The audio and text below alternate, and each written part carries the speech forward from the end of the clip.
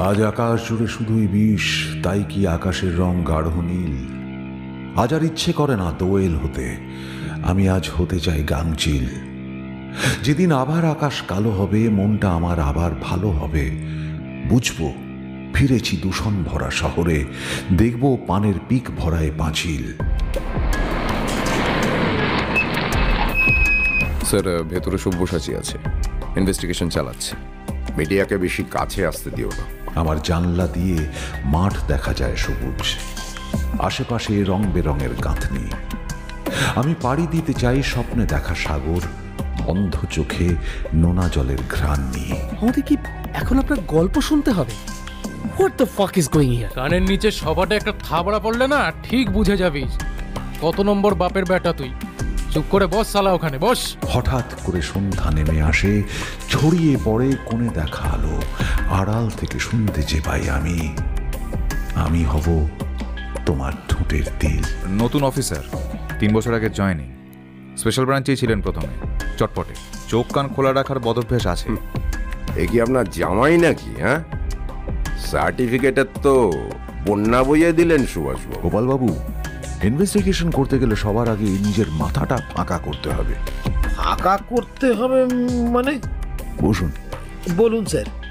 গোপালবাবু, ভাবুন আপনাকে আমি 1 গ্লাস জল দিয়েছি, আর তারপর সেই গ্লাসেই আমি আপনাকে পেপসি ঢেলে দিলাম, কি হবে? যদি গ্লাসে জল ভর্তি থাকে তো উপচে পড়ে যাবে। একদম ঠিক। তাহলে উপায়? আগে জলটা খেয়ে নিতে হবে বা ফেলে দিতে হবে, তারপর ওতে পেপসি ঢালা যাবে। ঠিক বলেছেন। নমস্কার বন্ধুরা, নিশিরাগ গল্পের আড্ডায় আমি জয়দীপ আরও একবার তোমাদের সবাইকে স্বাগত জানাই। আজকে আমাদের গল্পের আড্ডায় হাজির হয়েছি সুলেখক রক্তিম ঘাটার কলমে ইন্সপেক্টর সব্যসাচী সিরিজের প্রথম গল্প নিয়ে, সবুজ রক্ত রহস্য। গল্পের মুখ্য ভূমিকায় স্বনামধন্য অভিনেতা সুদীপ মুখার্জি। গল্পটি ভালো লাগলে কিন্তু চ্যানেলটি অবশ্যই সাবস্ক্রাইব করে দিতে হবে, আর হ্যাঁ, হাইপ করতে কিন্তু ভুলো না, আর কমেন্ট করে কিন্তু জানাবে কেমন লাগলো। তো চলো আর দেরি না করে শুরু করা যাক নিশিরাগ গল্পের আড্ডায় আজকের বিশেষ নিবেদন, টান টান রহস্যে পরিপূর্ণ মার্ডার মিস্ট্রি, সুলেখক রক্তিম ঘাটার কলমে সবুজ রক্ত রহস্য। এবারে আপনি ভাবুন আপনার মাথাটাও গ্লাসের মতো। আপনি অলরেডি ওটাকে ভর্তি করে রেখেছেন পিন্টু খুন করেছে ভেবে। এরপর কি আমি ওতে পেপসি ঢালতে পারবো?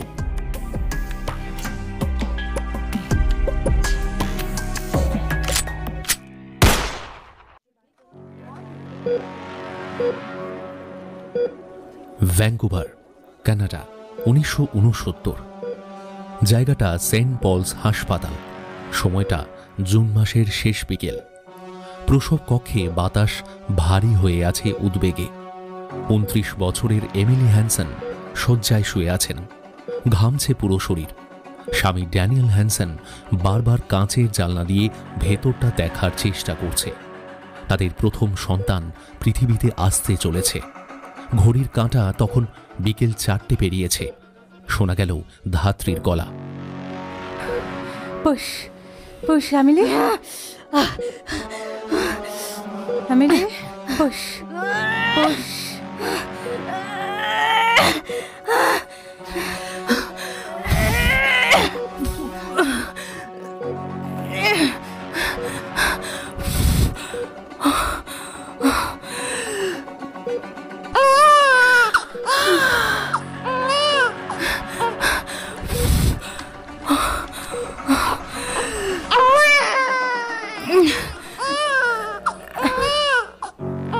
হঠাৎ সেই অদ্ভুত শব্দ, শিশুর কান্না ভেসে এলো।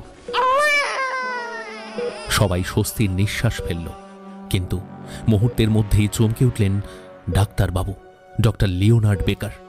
তিনি শিশুর নাভির দড়ি কাটতে গিয়ে থমকে গেলেন, কারণ নাভির দড়ি থেকে যে রক্ত ঝরছে সেটা একেবারেই লাল নয়, গাঢ় অদ্ভুত সবুজাভ কালো রঙের রক্ত ঝরে পড়ছে তুলোয়। ডাক্তার হতভম্ব। নার্সরা প্রথমে মনে করল হয়তো আলোয় চোখ ধাঁধাচ্ছে, কিন্তু না, রক্ত একেবারেই লাল নয়। ডক্টর বেকার কেঁপে উঠলেন, ফিসফিস করে বললেন, ও মাই গড, দিস ইজ সালফ হেমোগ্লোবিনেমিয়া। বাবা ড্যানিয়েল বাইরে দাঁড়িয়ে দেখছিলেন। ডাক্তারের হঠাৎ গম্ভীর মুখ দেখে তার বুকটা যেন ধরফর করে উঠল। সে জানত না সন্তান জন্মানোর আনন্দ এক মুহূর্তে এত অদ্ভুত আতঙ্কে ঢেকে যাবে। কিছুক্ষণের মধ্যেই ডাক্তার বাইরে এসে বললেন, Mr. Hansen, your baby is absolutely stable, but we have found something very, very rare. Daniel স্ত্রীর হাত চেপে ধরলেন। এমিলির চোখে জল, কানে বাজছে কেবল একটাই শব্দ, রেয়ার। শিশুটির রক্ত পরীক্ষা করা হলো। ফলাফলে দেখা গেল হিমোগ্লোবিনের সঙ্গে সালফার যুক্ত হয়েছে। এর নাম সালফ হিমোগ্লোবিনেমিয়া। এই অবস্থায় রক্ত আর কখনো স্বাভাবিক লাল হয় না। এটা সারা জীবনের জন্য রয়ে যাবে। ডক্টর বেকার মাথা নেড়ে বললেন, I have heard about this in journals, but I never thought I'd see it in my own eyes. The blood is literally green.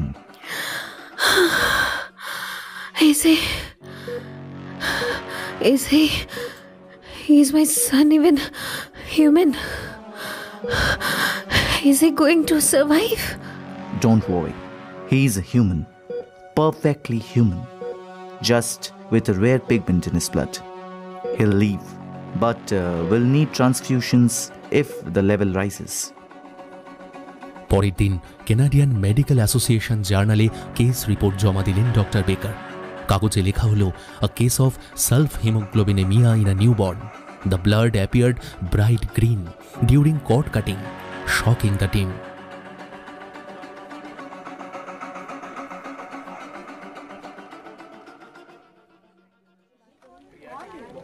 Kolkata, সালটা 1972, অক্টোবর মাস। প্রভাত কুমার মিত্র দরদর করে ঘামছিলেন। কলকাতা শহরের প্রাণকেন্দ্রে অবস্থিত অন্যতম অভিজাত নার্সিংহোম বেলভিউয়ের অপারেশন থিয়েটারের বাইরে লম্বা শীততাপ নিয়ন্ত্রিত করিডোরে বসে কারুর পক্ষেই ঘামা সম্ভব নয়। আর সময়টা শীতকাল, আকাশ ঝকঝকে সুন্দর আবহাওয়া। মিস্টার মিত্রের খুব সিগারেট খেতে ইচ্ছে হচ্ছিল, হয়তো টেনশনটা একটু কমতো, কিন্তু হাসপাতালের মধ্যে দাঁড়িয়ে সেটা সম্ভব নয়। ঘড়িতে সকাল 11:30। যে কোনো সময়ে ওটির বাইরের লাল আলোটা নিভে যেতে পারে, তাই বাইরে বেরোনোর কোনো প্রশ্ন নেই। তিনি ফ্যাকাশে হেসে পাশে বসে থাকা ভদ্রমহিলাকে বললেন, এত দেরি হচ্ছে কেন বলুন তো মিসেস মুখার্জি? আপনি অযথা টেনশন করছেন প্রভাতবাবু। উনি নিজেও কাল সারা রাত এক ফোঁটা ঘুমোননি। ব্যালকনিতে বসে অন্তত 40খানা সিগারেট খেয়েছেন। বারবার বলেছেন, সমিতা, সব ভালোভাবে মিটবে তো? আপনি দেখবেন সব ভালোই হবে। কি, আপনার বুঝি খুব স্মোক করতে ইচ্ছে করছে? বারবার আপনার পকেটে হাত দেওয়া দেখেই ব্যাপারটা বুঝতে পারছি। এই যে তার পাশে বসে সন্তানের আগমন প্রতীক্ষা করছে প্রভাত মিত্র, তিনি আর তার স্ত্রী বেলা অনন্ত মুখোপাধ্যায়ের কাছে এসেছিলেন বছর 4 আগে। বেলাদেবীর ফেলোপিয়ান টিউব ব্লক থাকায় তার পক্ষে সন্তান ধারণ সম্ভব ছিল না। বিত্তশালী দম্পতি, 15 বছর ধরে তারা ঘুরেছেন দেশে বিদেশে নানান ডাক্তারের কাছে। জ্যোতিষীরাও বাদ যায়নি, কিন্তু কেউই আশার আলো দেখাতে পারেননি। অনন্ত কিন্তু তাদের ফেরাননি। উনি বলেছিলেন, আমি চেষ্টা করব, কিন্তু যতক্ষণ না হচ্ছে কিছু বলবো না। তারপর সেই চেষ্টা চলেছে 4 বছর ধরে। অবশেষে আজ উপস্থিত হয়েছে সেই মাহেন্দ্রক্ষণ। হঠাৎ প্রচণ্ড একটা চিৎকারে সমিতার চিন্তার জালটা যেন ছিঁড়ে যায়। মুহূর্তের মধ্যেই তিনি ফিরে আসেন বাস্তবে। দেখেন করিডোরে জড়ো হয়েছে বেশ কিছু নার্স আর ডাক্তার। সমিতা চমকে ওঠেন। ওটির উপরের আলোটা কখন নিভে গেছে। পরনে সার্জনের পোশাক পরে বেরিয়ে আসছেন একে একে সুভাষ আর তার 2 সহযোগী, সরোজকান্তি আর সুনীত। অনন্তর কোলে ওইটুকু শিশুটা কে? একরত্তি শরীরে চোখ পিটপিট করে দেখছে চারপাশ, ঘ্রাণ নিচ্ছে নতুন পৃথিবীর। সমিতার গায়ে কাঁটা দিয়ে ওঠে। দেখেন প্রভাস পাগলের মতো ছুটে যাচ্ছে সুভাষের দিকে।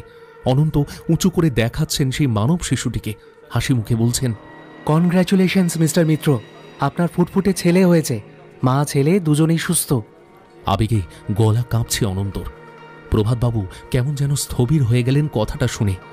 দীর্ঘপথ হেঁটে আসা তৃষ্ণার্ত পথিকের মতো তিনি তাকালেন শিশুটির দিকে। ডাক্তারবাবুর কথাটা হৃদয়ঙ্গম করা মাত্র তার চোখ দিয়ে ঝরঝর করে পড়ছে অশ্রুধারা। আবেগের শীর্ষে পৌঁছে যেতে যেতে ভাঙা গলায় বলছেন, কি করে আপনার এই ঋণ আমি শোধ করবো ডক্টর মুখার্জি? আপনি আপনি আমায় নতুন জীবন দিলেন ডাক্তারবাবু। All are okay, but mister Mitra একটা... ডাক্তারবাবু, কি কি হয়েছে? না না, আসলে খুশির খবরই। আপনার স্ত্রী যমজ পুত্র সন্তানের জন্ম দিয়েছেন। তবে তবে কি ডাক্তারবাবু? আসলে আমার এটা একটা এক্সপেরিমেন্ট ছিল বলতে পারেন। Biochemical changes in normal and abnormal pregnancy. এটা করতে গিয়ে নাকি জানি না কি কি কি হয়েছে। আসলে আপনার ছেলের কোনো রকম নর্মালিটি? না না, একেবারেই সুস্থ। অন্যজন কি হ্যান্ডিক্যাপ? না না, আপনি যা ভাবছেন তা নয়। আসলে এটাকে সেলফ হিমোগ্লোবিনেমিয়া বলে। গত মাসে কানাডায় প্রথম এই ঘটনাটা দেখা যায়। ভ্রূণ অবস্থায় থাকাকালীনই কোনোভাবে হিমোগ্লোবিনের সঙ্গে সালফার মিশে যাওয়ায় রক্তটা সবুজ হয়ে গেছে। সবুজ রক্ত? ইয়েস। কি আনফরচুনেট। না না, ও কিন্তু সম্পূর্ণ সুস্থ। যেমন ভাবছেন একেবারেই তেমন নয়। এর কি কোনো প্রতিকার নেই? না, এটা লাইফ লং থাকবে। শুধু লক্ষ্য রাখবেন, কারণ কোনো সময় বাইরে থেকে অন্য কোনো রক্ত কিন্তু ওকে দেওয়া যাবে না। That's the only problem. কিন্তু ডাক্তারবাবু, আর আরেকটা বিষয়, ও কিন্তু আরেকটা রেয়ারেস্ট জিন নিয়ে জন্মেছে, বিটা জিন। মানে? খুব প্রতিভাবান হবে। তবে সেটা পজিটিভলি না নেগেটিভলি কোনভাবে সেটা ইউজ করছে সেটার উপর নির্ভর করছে।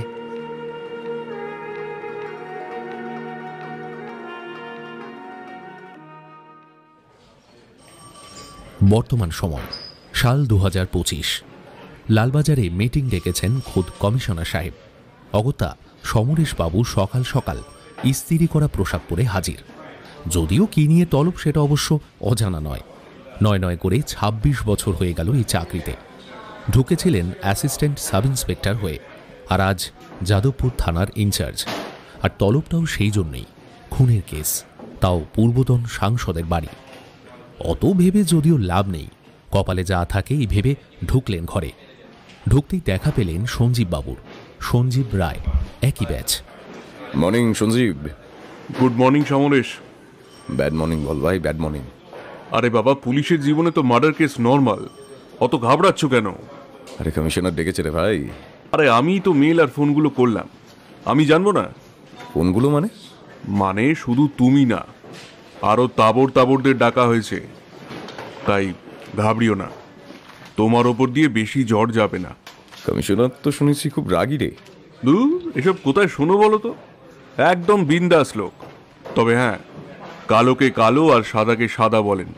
তাহলে ভাই এই বয়সে আবার ট্রান্সফার হলে চাপ। আরে ভাবো কেন অত? আচ্ছা বলো, মেয়ের খবর কি? সে তো ফাইনাল ইয়ার, যখনই জিজ্ঞেস করি বলে পড়ছি। আর আমি তো দেখছি খালি ফেসবুকে ছবি দিয়েই যাচ্ছে। পড়ার ছবি? তাহলেই হয়েছে, ওটুকু ছাড়া বাকি সবই দিচ্ছে। আচ্ছা, আর বৌদির খবর কি? সে তো ভাই দিন দিন হাতি হচ্ছে, দুয়াতে আজকাল আর আঁটছে না। বাবা, আঁটাবার সুযোগ পাচ্ছ নাকি এখনো বউকে চোখে হারাচ্ছ? ভাই তোমার মতো কপাল করে তো আসেনি, তাই হাতি হোক বা জলহস্তি, গাড়ি ওখানেই গ্যারেজ করা ছাড়া উপায় নেই। ভালো বলেছ। তা ভাইয়া, আজকের মিটিংটা কোথায় হবে? কনফারেন্স রুমে, দোতলায় উঠে সোজা গিয়ে বাঁদিকে। তুমি যাও, আমি এদিকে ইটিং এর ব্যাপারটা দেখে নিই। গাল খাবার পর কি আর জায়গা থাকবে পেটে? পুলিশের পেট তো অতল হয়, শাস্ত্রী বলে, জানো না? বেশ, যাই। কনফারেন্স রুমটা লালবাজারের দোতলায়। কনফারেন্স রুমে দরজা ঠেলে ঢুকলেন সমরেশবাবু। ঢুকতেই দেখতে পেলেন 4 জন বসে আছে তার আগে থেকেই। চোখ বুলিয়ে বুঝলেন তারা সবাই তার থেকে উঁচু পদেই রয়েছে। টেবিলটা লম্বাটে, পালিশ করা কাঠে ঘষা মাজা হলেও পুরনো কালি আর ঘামের গন্ধ থেকে গেছে। একপাশে থরে থরে রাখা মিনারেল ওয়াটারের বোতল, ডিসপোজেবল গ্লাভস আর দুটো স্টেনলেস স্টিলের জলে চা আর কফি। আরে সমরেশ না? হ্যাঁ। সে কি রে? আরে চিনতে পারলি না? আমি অরূপ। কোন অরূপ? ওরে আহম্মক, আমি অরূপ শাসমল, আশুতোষ 92 এর ব্যাচ। মূত্রমল? শালা হারামি, আমাকে ভুলে গেছিস, কিন্তু আমার নামটা ঠিকই মনে আছে, তাই তো? কিন্তু তুই এত রোগা হলি কি করে রে? হ্যাঁ, রোগা হলাম কি করে? সুগার রে ভাই, সুগার। এখন তো বউয়ের থেকে বেশি ইনসুলিনকে বেশি ভালোবাসি। বলিস কি রে, তোরা এত বাজে হাল? কি আর করা যাবে বল। জাগি বল, তোর খবর কি? চলে যাচ্ছে ওই নেতা মন্ত্রীদের আশীর্বাদে। এই কি ব্যাপার বলতো, তুই এত মিয়ে গেছিস কেন? হ্যাঁ, কি হয়েছে তোর? ভাই, এত বছরের চাকরিতেই প্রথম কমিশনারের তলব। আরে ধুর, ছাড় তো সব। যা গিয়ে পরিচয় করিয়ে দিই।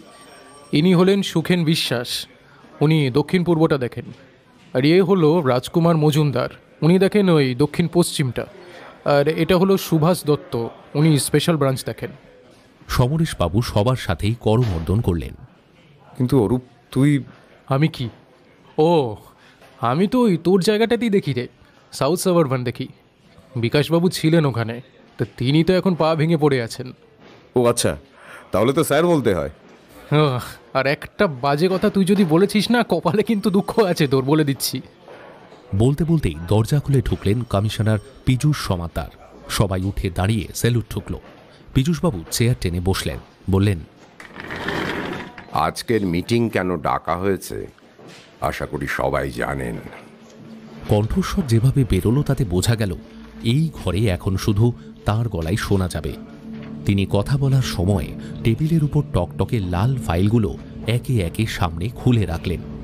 প্রতিটা ফাইলেই রক্তমাখা ছবি, মেডিকেল রিপোর্ট এবং লম্বা চার্জশিটের খসড়া। সমরেশবাবুর বুকটা যেন কেঁপে উঠল, যদিও মুখে প্রকাশ করলেন না। সবাই ঘাড় নাড়ল। দেখা দেখি সমরেশবাবু। পীযূষবাবু আবার বলতে শুরু করলেন, দেখুন, সোজাসুজিভাবেই বলি, অঞ্জন মিত্র হয়তো এখন আর সাংসদ নেই, তবুও ওনার দাপট কিন্তু কম নয়। এককালে সিনেমা কাঁপিয়েছেন, তাই কানেকশন ওনার এখনো বেশ ভালোই। সুতরাং তার মেয়ের খুন নিয়ে জলঘোলা যে কম হবে না, সেটা আপনারা আশা করি বোঝেন। সংবাদ মাধ্যম আর ওপর মহল দুদিক থেকেই চাপ দেবে, আর সেটা আসবে আমাদেরই ওপর। আর তাই এই মিটিং ডেকেছি। ঘটনাস্থল যেহেতু যাদবপুর, তাই যাদবপুর থানা তো কেসটা নিয়ে ডিল করবেই। তাছাড়া একটা স্পেশাল টিমও তৈরি করা হবে। আর এটা নিয়েই একটা প্রেস কনফারেন্সও ডেকেছি, সেখানেই এটা উল্লেখ করব। যাদবপুর থানার ইনচার্জ, এই কি যেন নাম, সমরেশবাবু, আপনি রিপোর্ট এনেছেন তো? হ্যাঁ হ্যাঁ স্যার, এই যে। আমাকে নয়, অরূপবাবুকে দিন। অরূপবাবু, আপনি প্রেস কনফারেন্সে থাকবেন আমার সঙ্গে। সেখানে কেসের প্রেজেন্ট স্টেটাস আপনি বলবেন। Is it okay? Okay sir. Arup সমরেশের কাছ থেকে ফাইলটা নিয়ে খুলে দেখতে লাগলেন। এ সময় একজন ট্রে করে চা আর কেক নিয়ে ঢুকল। নিন, সবাই চা নিন, খেতে খেতেই আলোচনা করা যাক। সবাই একে একে চায়ের কাপগুলো নিয়ে নিল। কেকের টুকরোয় কামড় দিয়ে পীযূষবাবু আবার বললেন, দেখুন, আমি খুব বড় টিম বানাতে চাই না।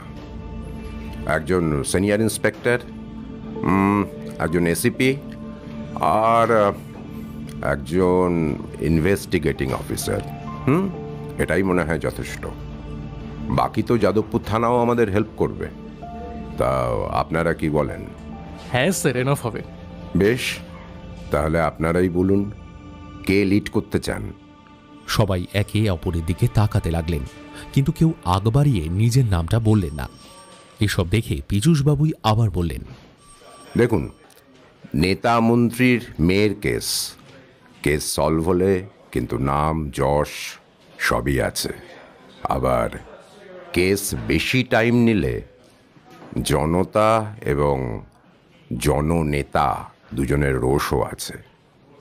এবার আপনারাই বলুন। কিছু মিনিট নীরবতার পর সুভাষবাবু বললেন, স্যার, কেসটা তো যাদবপুর থানার, তাহলে অরূপই হ্যান্ডেল করুক না, তাহলে পুরোপুরি ওর আন্ডারেই থাকবে।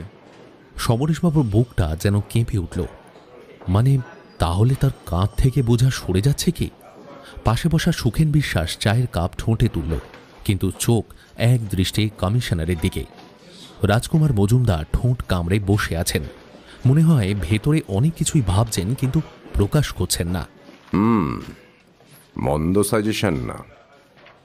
অরূপবাবু, আপনার কি মত? অরূপবাবু খুশি না হলেও খুশি হবার ভান করে বললেন, ইয়েস স্যার, নো প্রবলেম। না হলেই ভালো। এই ঝামেলা যত তাড়াতাড়ি শেষ হয় ততই ভালো। হ্যাঁ স্যার, আর আমরা তো আছি সাপোর্টের জন্য। সুখেনবাবু বললেন কথাটা, এতক্ষণ বেশ মুখ বুজেই ছিলেন। বেশ, তাহলে ওই সিনিয়র ইন্সপেক্টর আর ইনভেস্টিগেটিং অফিসার কে কে হবেন? স্যার, আমি একজনের নাম সাজেস্ট করতে পারি। করব? বলুন, আই এম অল ইয়েস। নতুন অফিসার, 3 বছর আগে জয়েনিং, স্পেশাল ব্রাঞ্চেই ছিলেন প্রথমে, চটপটে, চোখ কান খোলা রাখার বদভ্যাস আছে, ট্রেনিং কলেজে ভালো শুটার ছিল, এখনও নিয়মিত শনিবার করে শুটিং প্র্যাকটিসে যায়, ইন্টারোগেশনে অনেক সিনিয়রকেও লজ্জায় ফেলতে পারে। নাম সব্যসাচী সান্যাল। এ কি আপনার জামাই নাকি? হ্যাঁ, সার্টিফিকেটের তো বন্যা বইয়ে দিলেন সুভাষবাবু। স্যার, এরা জামাই হওয়ার জন্য জন্মায়নি, ক্রিমিনালের গুলিতে এদের মরার কথা। বটে? আপনি এত ভরসা করেন? একবার তো বাজিয়ে দেখতে হচ্ছে। লালবাজারেই তো আছে স্যার, 6 মাস ধরে সার্ভেলেন্স টিমে। তাই নাকি? ওকে। বেল বাজিয়ে বাইরে দাঁড়ানো একজন কনস্টেবলকে ডাকলেন পীযূষবাবু। ভিতরে আসতেই বললেন, সঞ্জীববাবুকে গিয়ে বলুন সার্ভেলেন্সের সব্যসাচী সান্যালকে ডাকছি, আর্জেন্ট। কনস্টেবল স্যালুট ঠুকে চলে গেল। পীযূষবাবু আবার বলে উঠলেন, এ তো গেল ইনভেস্টিগেটিং অফিসার। সিনিয়র ইন্সপেক্টর কে হবে? সুভাষবাবু, এনি মোর সাজেশনস? স্যার, সব্যসাচীকে আগে একবার বাজিয়ে দেখে নিন, মনে হয় না আর কোনো সিনিয়র লাগবে। কেন? খাটিয়ে ছেলে স্যার, যদি লাগে তো 24 ঘন্টায় ফিল্ডে থাকতে পারে। আপনি তো দরাজ হাতে সার্টিফিকেট দিচ্ছেন মশাই। হ্যাঁ, এর কি সত্যি সত্যি দুহাত সমান চলে নাকি? অরূপবাবু, আপনি শুনেছেন এরকম সব্যসাচীর কথা? আমি তো শুনিনি স্যার। সুখেনবাবু আর এই যে রাজকুমার বাবু, আপনারা চেনেন নাকি? সুভাষবাবু, এটা কি বেলুর কেসে সেই সব্যসাচী? হ্যাঁ সুখেনবাবু, সেই। সুখেনবাবু, আপনি চেনেন? না, চিনি না, কিন্তু নাম শুনেছি। খুব এফেক্টিভলি 20 ঘন্টার মধ্যে একটা মার্ডারকে সলভ করেছিল। প্রায় 2 সপ্তাহ কিছু কিনারা করা যায়নি। স্পেশাল ব্রাঞ্চও ইনভলভ হয়েছিল শেষমেশ। পলিটিক্যাল মার্ডার ছিল। রুলিং পার্টি সুপারি কিলারের কাজ করতে অভিযুক্ত। রুলিং পার্টি আন্ডারগ্রাউন্ডে রেখেছিল। এই সব্যসাচী ট্রেস করে বড় বাজারের মতো জায়গায় পায়ে শুট করে অ্যারেস্ট করে। তা এরকম একজনকে সার্ভেলেন্সে ফেলে রেখেছো কেন?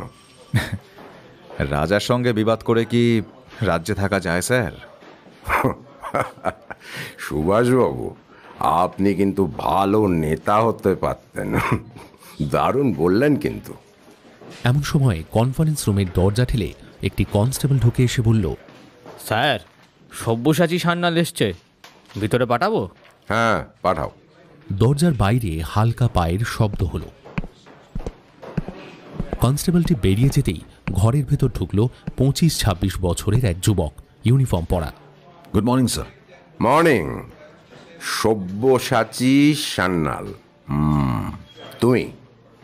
তুমি বললাম বয়সে অনেক ছোট আমার থেকে, আপত্তি নেই তো? Yes sir. Sir, sub inspector Sabyasachi Sanyal sir reporting. না স্যার, কোনো আপত্তি নেই। বসো বসো। সব্যসাচী চেয়ার টেনে বসল। সুখেন বিশ্বাস ঠোঁটের কোণে হালকা হাসি চাপলেন। রাজকুমার মজুমদার চশমার কাঁচ মুছতে লাগলেন। অরূপ শাসমল চেয়ারের হাতলে আঙুল ঠুকতে শুরু করলেন। সুভাষ দত্তর মুখে সেই চেনা রাজনীতি কচিত মাপা হাসি। কেবল সমরেশবাবু নীরবে পর্যবেক্ষণ করছেন। কি জন্য ডাকা হয়েছে জানো? আন্দাজ করতে পারি। তাই? বেশ, শুনি কি আন্দাজ করেছ? Jadavpur murder case. আন্দাজ সঠিক। তা কিভাবে গেস করলে জানতে পারি? যাদবপুর থানার ইনচার্জকে নিয়ে মার্ডার কেসের পরের দিন সকালেই মিটিং, তাই বললাম। তুমি যাদবপুর থানার ইনচার্জকে চেনো? না স্যার। তাহলে কি করে বললে? সঞ্জীববাবুর কাছে শুনলাম কাদের নিয়ে মিটিং, সেখান থেকেই জানলাম। আর তোমাকে ডাকলাম কেন? স্যার, আপনি স্পেশাল টিম তৈরি করছেন, তাই আমাকে হয়তো ইনক্লুড করবেন। কিন্তু টিমে তোমার মতো একজন জুনিয়রকে কেন ঢোকাবো? সুভাষবাবু আছেন, উনি হয়তো রেকমেন্ড করেছেন। সুভাষবাবু রেকমেন্ড কেন করবেন? উনি আমাকে খুব স্নেহ করেন স্যার, ওনার কাছ থেকে অনেক কিছু শিখেছি। আর তাছাড়া আমার নাম বাকিরা তো কেউ জানেনও না বোধ হয়। গুড, তোমার অনুমান ক্ষমতার প্রশংসা করি, কিন্তু স্পেশাল টিম ফরমেশনের অনুমান কিভাবে করলে? মন্ত্রী একটু আগেই ঘোষণা করেছেন যে তিনি একটি স্পেশাল টিমকে দিয়ে এই ইনভেস্টিগেশন করাতে চান। ফাইন, তোমার কাছে জানতে চাই, মিডিয়ায় এখন ঝড় উঠেছে, সবাই আমাদের দিকে তাকিয়ে। তুমি হলে প্রথম 24 ঘন্টায় কি করবে? Sir, first 24 hours crucial. Immediate কাজ হবে সিন অফ ক্রাইম সিল করা, ফরেন্সিক টিম অন স্পট পৌঁছে যাওয়া, ভিকটিমের সর্বশেষ কল ডিটেল ট্রেস করা, ফ্যামিলি আর ক্লোজ কন্ট্যাক্টসের উপরে প্রাথমিক নজরদারি বসানো। মিডিয়া ব্রিফিং করতে হবে শুধু ফ্যাক্টস, কোনো স্পেকুলেশন নয়। আর সবচেয়ে জরুরি, সাসপেক্টসের লিস্ট তৈরি করে তাদের মুভমেন্ট ট্র্যাক করা। যদি পলিটিক্যাল প্রেশার আসে, ধরো মিডিয়া ঘাড়ে নিঃশ্বাস ফেলছে, নেতা ফোন করছে। Sir, I'll stick to the procedure. Case ফাইলকে কোনোভাবে কম্প্রোমাইজ করব না। এক্সটার্নাল প্রেশার তো থাকবেই, কিন্তু এভিডেন্স ছাড়া আমি কারো দিকে আঙুল তুলব না। Evidence will speak for itself. এবার ঘরে হালকা সাড়া পড়ল। রাজকুমার ভ্রু কুঁচকে সব্যসাচীর দিকে তাকালেন। সুভাষ দত্ত মৃদু মাথা নাড়লেন, যেন নিজের প্রস্তাবের মান রক্ষা করতে পেরে খুশি। অরূপের চোখে ঝিলিক খেলে গেল। সে বুঝল নতুন এই ছেলেটি সত্যি ভয় ডরহীন। পীযূষ সমাদ্দার এবার চেয়ার থেকে সামান্য হেলান দিয়ে বসে পড়লেন। ঠোঁটের কোণে এক টুকরো অনির্বচনীয় হাসি। আচ্ছা সুভাষবাবু, এই ছেলেটাকে ছাড়লেন কেন বলুন তো? আমাদের তো কর্তার ইচ্ছায় কর্ম স্যার, আপনিও তো সবই জানেন।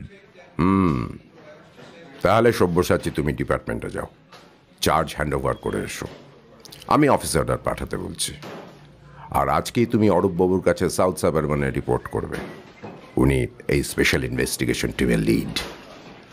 আর তোমাকে ফিল্ড ইনচার্জ করছি, তোমাকে সাপোর্ট দেবেন সমরেশবাবু। Is it okay? স্যার, একটা ছোট মুখে বড় কথা বলবো। সাজেশন দিতে চাও? ও সুভাষবাবু, এটাও কি আপনার থেকে শিখেছে নাকি? সুভাষবাবু মৃদু হাসলেন, কিন্তু কিছু বললেন না। বলো, কি বলতে চাও? স্যার, অফিসিয়াল টিম আপনি লিড করুন। কেন? তাতে কি লাভ? স্বরাষ্ট্র দপ্তরকে যদি বলেন যে আপনি নিজে এটাকে দেখছেন, তাহলে তাদের উপর থেকে চাপ কিছুটা সরবে স্যার। আর তার জন্য আমাদেরকেও বেশি ঘাঁটাবে না। শুধু এর জন্য না স্যার, দ্বিতীয় কারণ, আপনি লিড করলে প্রেস কনফারেন্সে শুধু আপনাকে পেলেই মিডিয়া শান্ত হয়ে যাবে। আমাদের সামনে আসতে হবে না, আড়ালে থেকে নিশ্চিন্তে তদন্ত করে যেতে পারবো। অরূপ মুচকি হাসল, যদিও ভেতরে ভেতরে একটু খচখচানি তার চোখে পড়ে যাচ্ছিল। রাজকুমার নীরব, শুধু চশমার ফাঁক দিয়ে এক ঝলক সব্যসাচীর দিকে তাকালো। সমরেশবাবু মনে মনে হিসেব করলেন, এই খুনের কেস যদি সলভ হয়, এই ছেলেটার নাম রাতারাতি কলকাতায় ছড়িয়ে পড়বে। আর যদি না হয়, তোমার কথা শুনে মনে হচ্ছে তুমি বলতে চাইছো যে এই তদন্তে সময় লাগবে। হ্যাঁ স্যার, সে তো লাগবেই। কেন? তুমি তো এখনো স্পটে যাওনি, রিপোর্ট দেখোনি, কি করে বলছো দেরি লাগবে? স্যার, টিভিতে দেখে যা বুঝলাম তার থেকেই বলছি। ফ্ল্যাটের মধ্যে লাশ, মেয়েটি দুদিন ধরে ছিল না। যে রাতে মেয়েটি এলো সেই রাতেই তার লাশ পাওয়া গেল। অবাক ব্যাপার, মেয়েটি কখন এলো কেউ জানে না, ওয়াচম্যানও জানে না। তার মানে ভিকটিমের ঘরে কেউ লুকিয়েছিল বা তককে তককে ছিল কখন ভিকটিম আসবে তার জন্য। পুলিশ স্পটে পৌঁছাবার সাথে সাথেই মিডিয়াও পৌঁছে গেল, তা অত রাতে। ওদের কে খবর দিল সেটা অজানা। যেখানে এত প্ল্যানিং হয়েছে সেটা জট ছাড়াতে স্যার সময় তো একটু লাগবেই। অরূপবাবু কি বলেন? দেখুন, স্পটে না গিয়ে কিছুই বলা উচিত না স্যার। ওরকম টিভিতে দেখে তদন্ত তো হয় না। দেখুন, আমি বলছি না যে সব্যসাচী বাবু কিছু ভুল বলছে বা কিছু ঠিক বলছে, কোনো কমেন্টই করছি না। কিন্তু আমি আগে স্পটে গিয়ে দেখতে চাই, তবে যদি কিছু বলতে পারি। বুঝলাম, ঠিক আছে। মিটিং এখানেই শেষ করা যাক। সব্যসাচী, তুমি ডিপার্টমেন্টে গিয়ে ততক্ষণ চার্জ হ্যান্ড ওভার করো, তারপর আমার অফিসে এসে দেখা করো। কমিশনার সাহেব উঠে দাঁড়ালেন। Gentleman, remember, failure is not an option. Press আর পাবলিক আমাদের দিকে তাকিয়ে আছে। আগামীকাল সকালেই আমি নিজে প্রেস ব্রিফ করব। ততক্ষণ তোমরা গ্রাউন্ড ওয়ার্ক শুরু করবে। Yes sir. Yes sir. অরূপবাবু, আপনি সঞ্জীববাবুকে প্রেস কনফারেন্স অ্যারেঞ্জ করতে বলুন। সমরেশবাবু, আপনি স্পটে পৌঁছে যান, সব্যসাচী আপনাকে ওখানে মিট করবে। আর সুভাষবাবু, আপনি আমার অফিসে একটু আসুন। এই বলে পীযূষবাবু কনফারেন্স রুম থেকে বেরিয়ে গেলেন। তারপর বাকিরাও বেরিয়ে নিচে গেলেন। দরজার বাইরে তখন করিডোরে পুলিশের ব্যস্ত চলাফেরা, ফোনের রিং, দূরে কোথাও হুইসেলের শব্দ। সুভাষবাবু গেলেন কমিশনারের রুমের দিকে। তারপর রুমের দরজায় টোকা মেরে বললেন, may I come in sir? কে? ও, সুভাষবাবু, আসুন আসুন, বসুন। সুভাষবাবু, আপনার উপর আমার ভরসা বেড়ে গেল। কেন স্যার, আগে কি কম ছিল? আরে না না, তা নয়। আসলে আমি আপনাকে একটা অন্য কাজের দায়িত্ব দিতে চাই। অবশ্যই আপনি যদি রাজি থাকেন তবেই। বলুন স্যার, কি দায়িত্ব? বলবো, তার আগে বলি কেন দিতে চাই। আমি এই প্রথম কোনো অফিসারকে দেখলাম যে নিজের জুনিয়রকে এগিয়ে যেতে দিতে চাইল। রিয়েলি, আমি সত্যি এরকম প্রথম দেখলাম। ও যে যোগ্য, তাই ওকে রেকমেন্ড করলাম স্যার। অবশ্যই, ওর যোগ্যতার আমি যা পরিচয় পেলাম তাতে আমার মনে আর কোনো সন্দেহ নেই। আর তাই তো আমি আপনাকেই এই দায়িত্ব দিতে চাই। আমি আপনাকে স্পেশাল ব্রাঞ্চ থেকে সরিয়ে ট্রেনিং কলেজের হেড বানাতে চাই। আপনি ঝাড়াই বাছাই করে পাথরের মধ্যে থেকে হিরে খুঁজে দিন আমাকে। কিন্তু সেটা করতে হলে তো আমাকে যে কিছু রদবদল করতে হবে স্যার। আপনাকে পূর্ণ স্বাধীনতা দেওয়া হবে। আপনি যদি আমাকে বছরে 5টা করেও সব্যসাচী দিতে পারেন, তাহলে অন্তত এই পোশাকটার মর্যাদা রক্ষা করতে পারবো। এই ক্রীড়নক হয়ে থাকতে আর যে মন সায় দেয় না সুভাষবাবু। কিন্তু কি উপায় আর বলুন? উপায় আছে সুভাষবাবু, উপায় আছে। যাক, আপনি রাজি তো দায়িত্ব নিতে? রাজি। বেশ বেশ। এরকম সময় দরজা ঠেলে সব্যসাচী মুখ বাড়িয়ে জিজ্ঞেস করল, এসো এসো সব্যসাচী, এসো, বসো। Thank you sir. Congratulations Sabyasachi. কেন স্যার, আমি কি করলাম? তুমি কিছু করোনি, কিন্তু তোমার ডিটেকশন আমাকে মুগ্ধ করেছে। তোমার ওপর তদন্তের ভার দেওয়া হয়নি, অথচ তুমি ভেবেছো সেটা নিয়ে। স্পটে যাওনি, অথচ তোমার কাছে এখনই বুলেট পয়েন্টস রেডি আছে। অসাধারণ। সুভাষবাবু আমায় বলেছিলেন যে তোমাকে দায়িত্ব দিলে সঙ্গে অন্য কোনো সিনিয়র অফিসার না দিলেও হবে। সঠিক বলেছেন উনি। স্যার, ছোট মুখে আরেকটা বড় কথা বলবো? বলো বলো। আপনি প্লিজ অরূপবাবুকে দায়িত্ব থেকে সরাবেন না, প্লিজ। হিতে বিপরীত হতে পারে। সব্যসাচীর কথা শুনে পীযূষবাবু হতভম্বের মতো তাকিয়ে থাকলেন কয়েক সেকেন্ড। তারপর বললেন, কেন? স্যার, উনি অলরেডি আমাকে থ্রেট ভাবছেন। সুভাষবাবু, ছেলেটাকে সামলে রাখবেন, ও ভয়ঙ্কর। আমি সত্যিই ভাবছিলাম যে অরূপবাবুকে দায়িত্ব না দিয়ে ডাইরেক্ট সব্যসাচীকে বলবো আমায় রিপোর্ট করতে। ও তো মশাই থট করে ফেললো। সাবাস স্যার। তাছাড়াও সমরেশবাবু আর অরূপবাবু দুজনে বন্ধু, তাই ওদের আলাদা না রাখাই ভালো। ওকে, তাহলে যেমন আছে থাক। সব্যসাচী, তুমি কি আর কিছু বলবে? না স্যার। ওকে, তুমি তাহলে বেরিয়ে পড়ো। Best of luck. Thank you sir. সুভাষবাবু, এলাম। কনফারেন্স রুমের দরজা খোলার সঙ্গে সঙ্গেই বাইরের করিডোরে হালকা কোলাহল ভেসে এলো। একসাথে কয়েকটা টেলিফোন বেজে উঠছে। আবার কোথাও কনস্টেবলের রেডিও ওয়্যারলেস থেকে ভেসে আসছে ভাঙাচোরা শব্দ। দরজার বাইরে সাংবাদিকদের দল দাঁড়িয়ে, হাতে ক্যামেরা, মাইক্রোফোন, গলায় ঝোলানো প্রেস কার্ড। কনফারেন্স শেষ হবে জেনেই তারা ব্যাকুল হয়ে অপেক্ষা করছিল। পীযূষ সমাদ্দার একেবারেই থামলেন না। তার চারপাশে দেহরক্ষীরা ব্যারিকেড তৈরি করল। তিনি শুধু ছোট্ট করে গম্ভীর গলায় বললেন, আগামীকাল সকালেই প্রেস ব্রিফ হবে। কথাটা বলেই তিনি লিফটের দিকে চলে গেলেন। সাংবাদিকরা হুড়মুড় করে পিছু নিলেও সিকিউরিটি তাদের ঠেকিয়ে দিল। সমরেশবাবু করিডোরে দাঁড়িয়ে একটু হাঁফ ছাড়লেন। ভেতরে কয়েক ঘন্টার সেই চাপা বৈঠকের পর বাইরের হট্টগোল যেন আরও কানে বিঁধছিল। তিনি ভাবলেন, এই সাংবাদিকরাই আমাদের শত্রু, আবার তারাই আমাদের অস্ত্র। যেদিকে ব্যবহার করা হবে সেদিকেই তারা ঝুঁকবে। এমন সময় অরূপ শাসমল পাশে এসে সিগারেট ধরালো। ধোঁয়া ছাড়তে ছাড়তে ঠোঁট বাঁকিয়ে বলল, দেখলি সমরেশ, আমরা পুরনো লোক থাকতে কিরকম একটা নতুন লোককে কেসটা ধরালেন স্যার। বুঝলি না, কমিশনারের মাথায় প্ল্যানটা আগে থেকেই রেডি ছিল। তুইও তো সুযোগ পাচ্ছিস অরূপ, লোকাল লিড তো তোর হাতেই। হ্যাঁ, তা তো বটেই, কিন্তু নামটা হবে ওর। খাটবো আমরা, কিন্তু কাগজে ছাপবে young new officer cracked sensational case. এই তো চলছে শালা, দেখে নিস তুই, মিলিয়ে নিস আমার কথা। পাশে দাঁড়িয়ে সুখেন বিশ্বাস চুপচাপ শুনছিলেন। তিনি হঠাৎ ঠান্ডা গলায় বললেন, তোমরা কে কতটা ক্রেডিট পাবে সেটা নিয়ে বেশি মাথা ঘামিও না, কাজটা ঠিক মতো করো। ভুল হলে কে নামবে জানো তো? এই কথায় মুহূর্তেই পরিবেশ ভারী হয়ে উঠল। সবাই জানত ভুল হলে গিলোটিন সোজা নিচে নেমে আসবে। রাজকুমার মজুমদার তখন এক কোণে দাঁড়িয়ে মোবাইলে কথা বলছিলেন। এর মাঝখানেই সব্যসাচী নিঃশব্দে করিডোর দিয়ে বেরিয়ে এলো।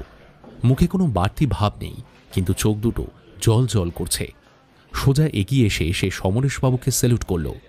স্যার, আমি চাই অবিলম্বে ক্রাইম সিন দেখতে যেতে। ফরেন্সিক টিম কি রিপোর্ট দিয়েছে? রিপোর্ট আসছে, তবে দেরি হবে না। তবে রাত হয়ে যাচ্ছে, তুমি কি এখনই যাবে? স্যার, কেসের প্রথম ঘন্টাগুলোই আসল। যত দেরি হবে তত এভিডেন্স লোপাট হয়ে যাবে। উত্তরটা শুনে সমরেশের ভেতরে ভেতরে একটা অদ্ভুত অনুভূতি কাজ করল। তখনই সাংবাদিকদের ভিড় ফাঁক করে এক ক্যামেরাম্যান সব্যসাচীর দিকে ফ্ল্যাশ মেরে ছবি তুলল। হঠাৎ অদ্ভুত আলোর ঝলকানি পড়ল তার মুখে। চারিদিক থেকে গুঞ্জন শোনা গেল। সব্যসাচী কিছু না বলে সোজা সিঁড়ির দিকে নেমে গেল। পুলিশের জিপে উঠে বসল, সঙ্গে সমরেশ আর লোকাল টিম। দূরে কোথাও হঠাৎ কুকুরের ডাক, আবার কোথাও হুইসেলের শব্দ। কলকাতা শহর যেন নিঃশ্বাস আটকে অপেক্ষা করছে। নতুন অফিসার কি করে এই ভয়ঙ্কর খুনের রহস্যের প্রথম ধাপটা পার করবে। গাড়ি এগোতে লাগলো যাদবপুরের দিকে। হাওয়ার সঙ্গে শহরের পুরনো ধুলো, চায়ের দোকানের কেটলির ধোঁয়া, আর কোথাও কোথাও মদের গন্ধ ভেসে আসছে। সব্যসাচী জানলার বাইরে তাকিয়ে রইল। ভেতরে ভেতরে মাথায় একের পর এক প্ল্যান ঘুরছে। গাড়ির ভেতরে চেপে বসে অন্য অফিসাররা একে অপরের দিকে চেয়ে থাকল।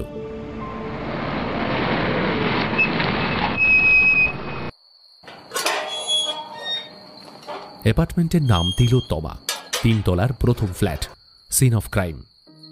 সব্যসাচী ফ্ল্যাটে ঢুকে দেখল দুজন কনস্টেবল বসে আছে। সমরেশবাবুকে দেখে দুজনেই উঠে দাঁড়ালো। সমরেশবাবু পরিচয় করিয়ে দিলেন, গোপাল দত্ত আর রাজু জানা, আমাদের থানা 2 কনস্টেবল। আর ইনি সব্যসাচী সান্যাল। তোমরা দুজনেই এনাকে এই তদন্তে সাহায্য করবে। দুজনেই ঘাড় নাড়িয়ে সমর্থন জানালো। সব্যসাচী গোটা ফ্ল্যাট ঘুরে দেখতে লাগলো, তারপর বলল, আচ্ছা, ফার্স্ট কে এই ক্রাইম সিনে এসেছিলেন? আমি স্যার। আপনি রাজু জানা, তাই তো? হ্যাঁ স্যার। ঘরের অবস্থা কি তখন এরকমই ছিল? ডেড বডি ছাড়া আর কিছুতে হাত দেওয়া হয়নি। বেশ, বডির পজিশনটা মনে আছে? হ্যাঁ স্যার, এইদিকে দরজার পিছন করে উল্টে ছিল বডিটা। আর পোশাক কি ছিল? স্যার মানে শুধুই অন্তর্বাস। কি মানে শুধু ব্রা আর একটা হাফ প্যান্টের মতো প্যান্ট, কিন্তু ছোট। প্যান্টি? না স্যার, প্যান্টি ছিল না। এরকম বইগুলো মাটিতে পড়েছিল? হ্যাঁ স্যার, বই, তারপর ওই চেয়ারটা উল্টানো ছিল, ফ্রিজটাও খোলাই ছিল। আপনারা দেখেছেন তখন ঘরের মধ্যে কেউ ছিল না? না না স্যার, কেউ ছিল না। বেশ, রাজুবাবু, আপনি ভেতরের ঘরে দেখুন 2টো আলমারি আছে। লাল আলমারিটার পাশে দেখুন বোধহয় একটা ফুলদানি আছে, ওটা একটু আনুন তো। Okay sir. রাজু ভেতরের ঘরে চলে গেল। সমরেশবাবু বললেন, কি বুঝছো? আপনার অফিসারেরা ভালো চেক করেনি। কেন? এই সময় রাজু ভেতরের ঘর থেকে বেরিয়ে এসে বলল, এই স্যার বলছি লাল আলমারি তো নেই। জানি, বডি দেখার পর পুরো ফ্ল্যাট তো সার্চ করার কথা ছিল, করেননি কেন? দেখেছি তো স্যার। না দেখেননি? দেখলে বডির বর্ণনা হুবহু দিলেও আমি লাল আলমারি বললাম, ফুলদানি বললাম, আপনি একটা তো আপত্তি জানালেন না, কারণ আপনি জানতেন না যে ভেতরের ঘরে কি আছে আর কি নেই। Sorry sir. Shut up Raju, এই তুমি ইনভেস্টিগেশন রিপোর্ট বানিয়েছো? খুনি হয়তো ঘরেই ছিল, সেই রাতেই কেস সলভ হয়ে যেতে পারতো, জাস্ট তোমার বোকামির জন্যে। বাই দ্য ওয়ে, আমি তোমার নামে রিপোর্ট করব। শান্ত হন সমরেশবাবু। তুমি শান্ত হতে বলছো? একে তো ইমিডিয়েট সাসপেন্ড করা উচিত। যা হয়ে গেছে সেটা তো ফিরবে না, সাসপেন্ড করলেও না, তাই রিপোর্ট না করাই ভালো। না সব্যসাচী, আমি রিপোর্ট করবই। তাহলে আপনারই চাপ বাড়বে সমরেশবাবু। কেন? কারণ আপনিও স্পটে না এসে রিপোর্টে সই করেছেন যে। কথাটা শুনে সমরেশবাবু একটু মিয়ে গেলেন। সব্যসাচী আবার বলতে শুরু করল, তাই বলছি, যা হয়ে গেছে সেটা নিয়ে ঘেঁটে লাভ নেই। রাজুর থেকে বেশি আপনার উপর কোপ পড়বে, তার উপর মন্ত্রীর মেয়ে। ওকে। সে রাতে ডিউটি অফিসার কে ছিল? আমি স্যার, গোপাল দত্ত। থানায় যিনি ফোন করেছিলেন তার সঙ্গে কথা বলেছিলেন? রাজু বলেছিল স্যার। আমার সঙ্গে তার একটু কথা বলিয়ে দিতে পারবেন? হ্যাঁ স্যার, আমি বলেই রেখেছি, আসুন আমার সাথে। না, ওনাকেই এখানে একটু ডাকুন। Okay sir. সব্যসাচী সোফাতে বসেই জিজ্ঞেস করল সমরেশবাবুকে, সমরেশবাবু, ফিঙ্গারপ্রিন্ট কালেকশন কখন হয়েছে? আজকে সকালেই। তার মানে পোস্টমর্টম আর ফিঙ্গারপ্রিন্টের জন্য কাল পর্যন্ত অপেক্ষা করতে হবে, তাই তো? হ্যাঁ। আমাকে চাইলে আপনি তুমি বলতে পারেন স্যার, আমি আপনার থেকে অনেক জুনিয়র। সব্যসাচী বইয়ের তাকের কাছে গিয়ে আবার জিজ্ঞেস করল, সমরেশবাবু, আপনি তো অনেক এরকম কেস দেখেছেন, কি মনে হয় আপনার এই কেসের ব্যাপারে? সত্যি কথা বলতে যত দিন যাচ্ছে তত জটিল হচ্ছে। আগে অনেক সাদামাটা হতো ব্যাপারগুলো, এখন অনেক গোলমেলে। আগে লোকজন মাথা গরম করে খুন করতো, এখন তারা ঠান্ডা মাথায় করে। এটা তাহলে ঠান্ডা মাথায় খুন বলছেন? সেটা তুমি স্পটে না এসেই বলে দিয়েছ। বাকি লোকে কি বলবে জানি না, বাট তোমার অ্যানালিসিস আমার ভালো লেগেছে। ধন্যবাদ সমরেশবাবু। আসলে সব্যসাচীর কথা শেষ হওয়ার আগেই গোপাল দত্ত ঘরে এসে ঢুকলেন। সঙ্গে একজন পাজামা আর পাঞ্জাবি পরিহিত ভদ্রলোক, উচ্চতা 5.5 ফুটের মতো, মাথায় চকচকে টাক আর পেটে লদলদে ভুঁড়ি। স্যার, অবিনাশবাবু এসেছেন। ও নমস্কার। নমস্কার স্যার। আপনি অবিনাশবাবু? আপনি ফোন করেছিলেন যাদবপুর থানায়? হ্যাঁ। আপনি কি করেন?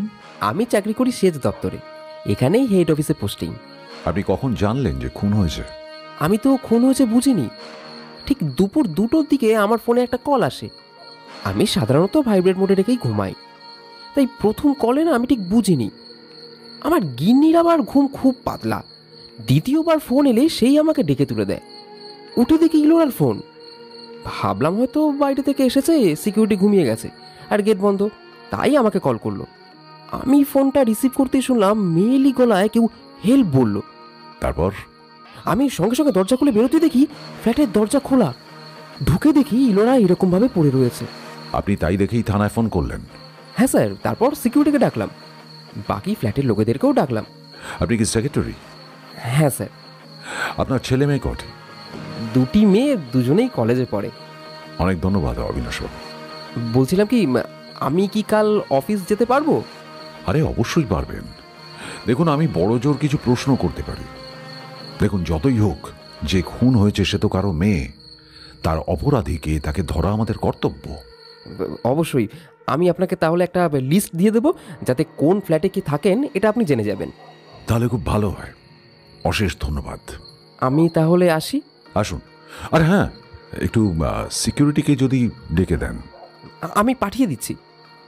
সব্যসাচী বইয়ের তাকের কাছে গিয়ে বইগুলো খুব মনোযোগ দিয়ে দেখতে লাগলো। সমরেশবাবু বললেন, ইলোরা মিত্রের মোবাইল আমরা পেয়েছি, কল লিস্টও পেয়ে যাব।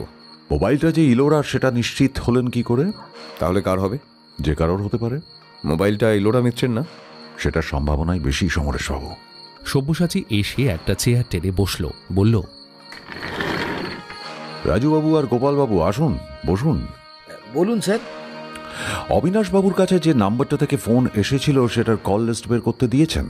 হ্যাঁ স্যার। আর ইলোরা মিত্রের মোবাইলে যে সিম কার্ডটা আছে সেটার ব্যাপারেও একটু খোঁজ নিন। ঠিক আছে স্যার। গোটা ঘরটা কি একবারও পুরো সার্চ করে দেখা হয়েছে? এই না স্যার, আসলে তাড়াহুড়োয়। ঠিক আছে, তাতে অসুবিধা নেই। কথা শেষ হতে না হতেই দরজায় এক ব্যক্তিকে দেখা গেল। উচ্চতায় প্রায় 6 ফুটের কাছাকাছি, রোগা, গায়ের রং কিছুটা তামাটে। সব্যসাচী তাকে দেখে জিজ্ঞেস করল, কিছু বলবেন? আমাকে ডেকেছিলেন? কে ডেকেছিল আপনাকে? অবিনাশবাবু বললেন আপনারা আমায় ডাকছেন। আপনি কি সিকিউরিটি গার্ড? হ্যাঁ স্যার। আচ্ছা আচ্ছা, বসুন। না না না স্যার, ঠিক আছে। বসুন বসুন, ঘাবড়াবার কিছু নেই। আচ্ছা স্যার। আপনার নাম কি? আগে শিবচরণ, শিবচরণ পাল। তা শিবচরণ বাবু, আপনার বাড়ি কোথায়? কাটোয়ায়। বাড়ি কি মাসে একবার যান না দুবার? একবারই যাওয়া হয় স্যার। কাল রাত্রে আপনি ছিলেন গেটে? হ্যাঁ স্যার। তাহলে এখনো ডিউটি করছেন যে? স্যার আমাদের তো ওই 12 ঘন্টা করে ডিউটি থাকে। তাহলে তো রাত 10টা থেকে সকাল 10টা পর্যন্ত ডিউটি? না না স্যার, আমাদের ওই 11টা থেকে ডিউটি। তাহলেও তো আপনার ডিউটি শেষ, এখন তো প্রায় 1টা বাজতে চললো। আসলে স্যার ওই পিন্টু আছে না, ওই পিন্টু না এলে তো যেতে পারবো না। ও আচ্ছা। তা শিবচরণ বাবু, কাল রাতে ইলোরা মিত্র কখন ফিরলেন? স্যার আমি যখন থেকে ছিলাম ততক্ষণ আমি কাউকে ঢুকতে দেখিনি। তার মানে 11টার আগে এসেছিল বলছেন? হতে পারে স্যার। আচ্ছা, যখন ঝড় হলো তখন কি করছিলেন আপনি? যখন ঝড় এলো? হ্যাঁ হ্যাঁ হ্যাঁ, ওই তো আমি ওই সামনের ওই শেডটার নিচেই ছিলাম। ওই শেডের নিচে তো ধুলো ওড়ার কথা। স্যার গরিবের কি ধুলো কি মাটি। তাও ঠিক। ঝড়ের সময় কি কেউ এসেছিল বা বেরিয়েছিল? না স্যার। আপনি সিকিউরিটি গার্ডের চাকরির আগে কি করতেন? আগে হকারি করতাম। আর তখন থেকেই মিথ্যে কথা বলতেন? না মানে কেন স্যার? কারণ কাল রাতে যে কোনো ঝড় হয়নি শিবচরণ বাবু। সিকিউরিটি শিবচরণ নিরুত্তর। সমরেশবাবু রেগে গিয়ে বলে উঠলেন, এই হারামজাদা, পুলিশের সামনে বসে মিথ্যে বলছিস? হ্যাঁ, দেব খুনের কেসে ভেতরে ঢুকে, জানিস? না স্যার, না স্যার, আমি কিছু করিনি স্যার, আমাকে বিশ্বাস করুন। শিবচরণ সব্যসাচীর পায়ে পড়ে গেল। সব্যসাচী অপ্রস্তুত হয়ে বলে উঠল, আরে আরে, করছেন কি, উঠুন বলছি। শিবচরণ উঠে দাঁড়ালো। একটু ধাতস্থ হতেই তাকে বলল, এবার বসে বলুন তো, আপনি রাতে কোথায় ছিলেন? হ্যাঁ হ্যাঁ হ্যাঁ স্যার বলছি। আমি ডিউটিতে ছিলাম, তবে রাত্রি 2টোর পর থেকে। ততক্ষণ পর্যন্ত পিন্টু থাকবে বলেছিল, আর বলেছিল আজ দেরিতে আসবে। আর 2টো পর্যন্ত কোথায় ছিলেন? ও স্যার, স্যার আমি খুন করিনি স্যার, স্যার সত্যি বলছি। 2টো পর্যন্ত কোথায় ছিলেন? আমি আমার ঘরেই ছিলাম স্যার। একা ছিলেন না সঙ্গে কেউ ছিল? ছিল স্যার, ছিল। কে? স্যার আমি না সত্যি কিচ্ছু করিনি। সঙ্গে কে ছিল? মালতী ছিল স্যার। মালতীকে? ওই আয়ার কাজ করে। তার সাথে আপনি কি করছিলেন? স্যার আমরা মাঝে মাঝেই করি। আপনি একবারে উত্তর দিতে পারেন না? আসলে স্যার, ওর স্বামী ওকে সুখ দিতে পারে না, আর আমিও বউ ছাড়া, তাই মানে একটু আপনার ছেলে মেয়ে কটি? আমার 3টি স্যার। তো আপনি যখন করে ফিরলেন তখন পিন্টু কিছু বলছিল যে ইলোরা ম্যাডাম এসেছে? স্যার পিন্টু তখন ছিল না। মানে স্যার আমি যখন এলাম তখন পিন্টু ছিল না। আমি ভাবলাম হয়তো আমার দেরি দেখে চলে গেছে। পিন্টুকে একটু ফোন করে ডাকুন। স্যার কি ডাকবো ব্যাটার ছেলেকে, সকাল থেকে কল করেই যাচ্ছি, বলছে ফোন বন্ধ। রাজুবাবু, আপনি পিন্টু আর মালতীর নম্বরটা নিয়ে নিন, আর এনার ঘরের ঠিকানাটাও নিয়ে নিন।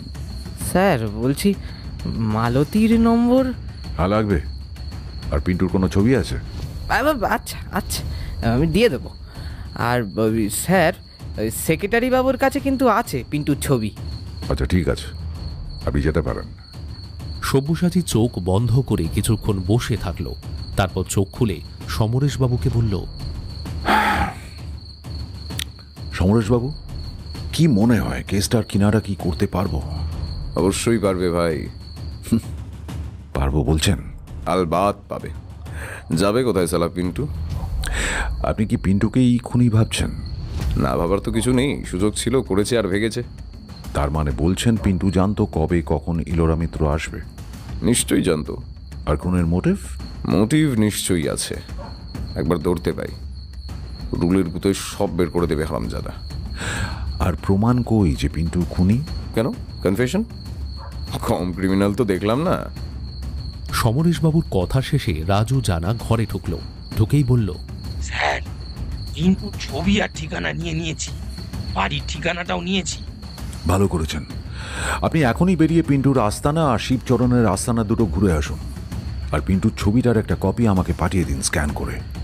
ঠিক আছে স্যার। সমরেশবাবু, আমাকে রিপোর্টের কপিটা একটু দিন তো দেখি। এই নাও ভাই। আর গোপালবাবু, আমাকে একটু ঠান্ডা জল খাওয়াতে পারেন? এই হতচ্ছাড়া, স্যারকে জলও দিসনি? অবশ্যই স্যার, আনছি। সব্যসাচী মন দিয়ে রিপোর্টটা পড়তে লাগলো। গোপাল দত্ত জলের বোতল নিয়ে ঘরে ঢুকল। স্যার, এই জল দিন।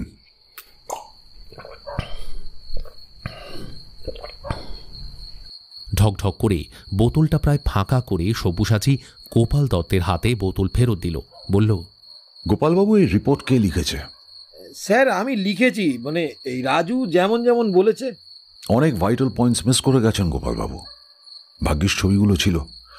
চলুন ভেতরে ঘরে যাওয়া যাক। এই সব্যসাচী ভাই, বলছিলাম কি, আমাকে কি এখানে থাকতে হবে? না সমরেশবাবু, আপনি এখানে থেকে কি করবেন? আপনি বরং চলে যান, আমি দরকার পড়লে আপনাকে ফোন করে নেব। সেই ভালো। সমরেশবাবু চলে গেলেন। সব্যসাচী আর গোপাল দত্ত ভেতরের ঘরে গেল। গোপালবাবু, আপনার কি মনে হয়? কি ব্যাপারে স্যার? এই কেসটার ব্যাপারে। এটা তো মার্ডার স্যার। বাহ, আর কিছু? বাকি তো সব পোস্টমর্টমের পরেই বোঝা যাবে। কে খুন করতে পারে বলে মনে হয়?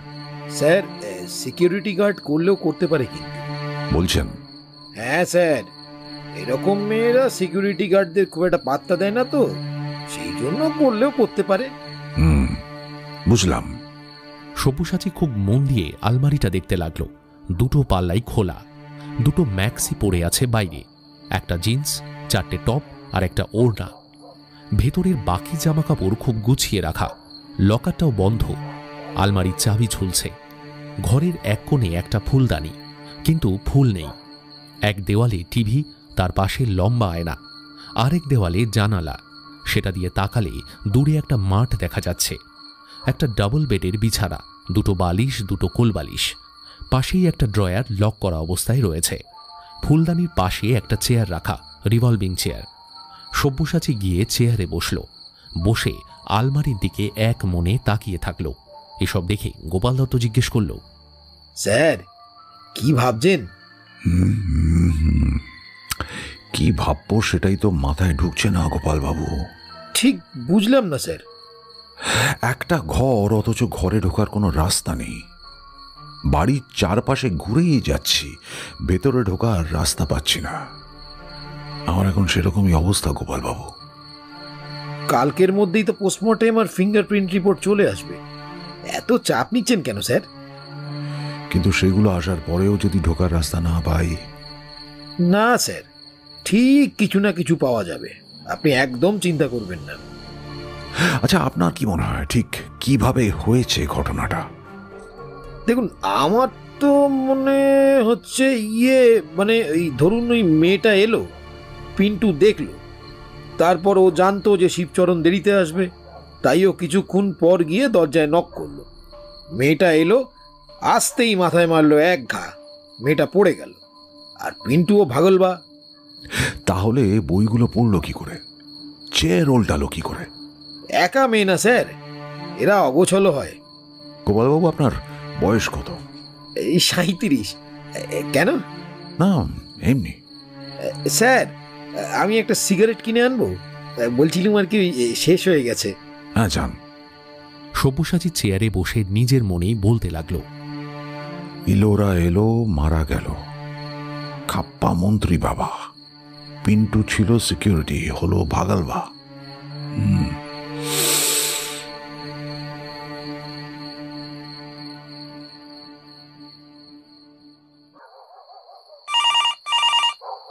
যাদবপুর থানায় সমরেশবাবুর টেবিলে ল্যান্ডলাইন ফোনটা বেজে উঠল। সমরেশবাবু সবে একটু ঝিমোতে শুরু করেছিলেন, একটু বিরক্ত হয়ে ফোনটা তুললেন।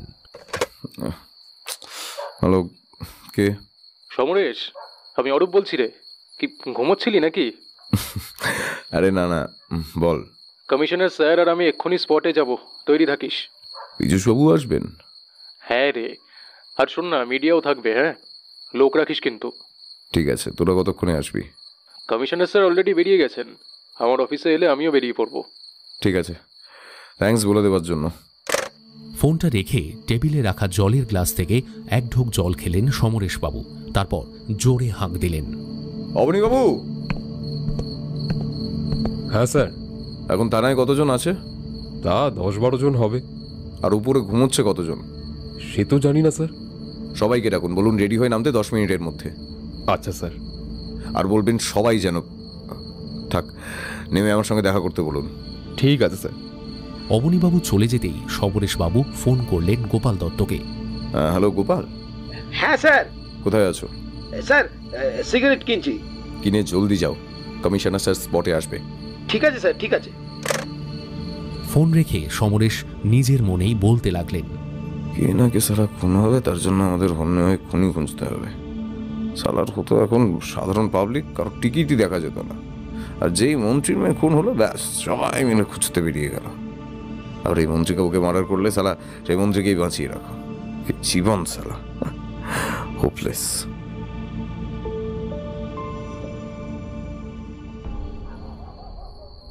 আজ আকাশ জুড়ে শুধুই বিষ, তাই কি আকাশের রং গাঢ় নীল।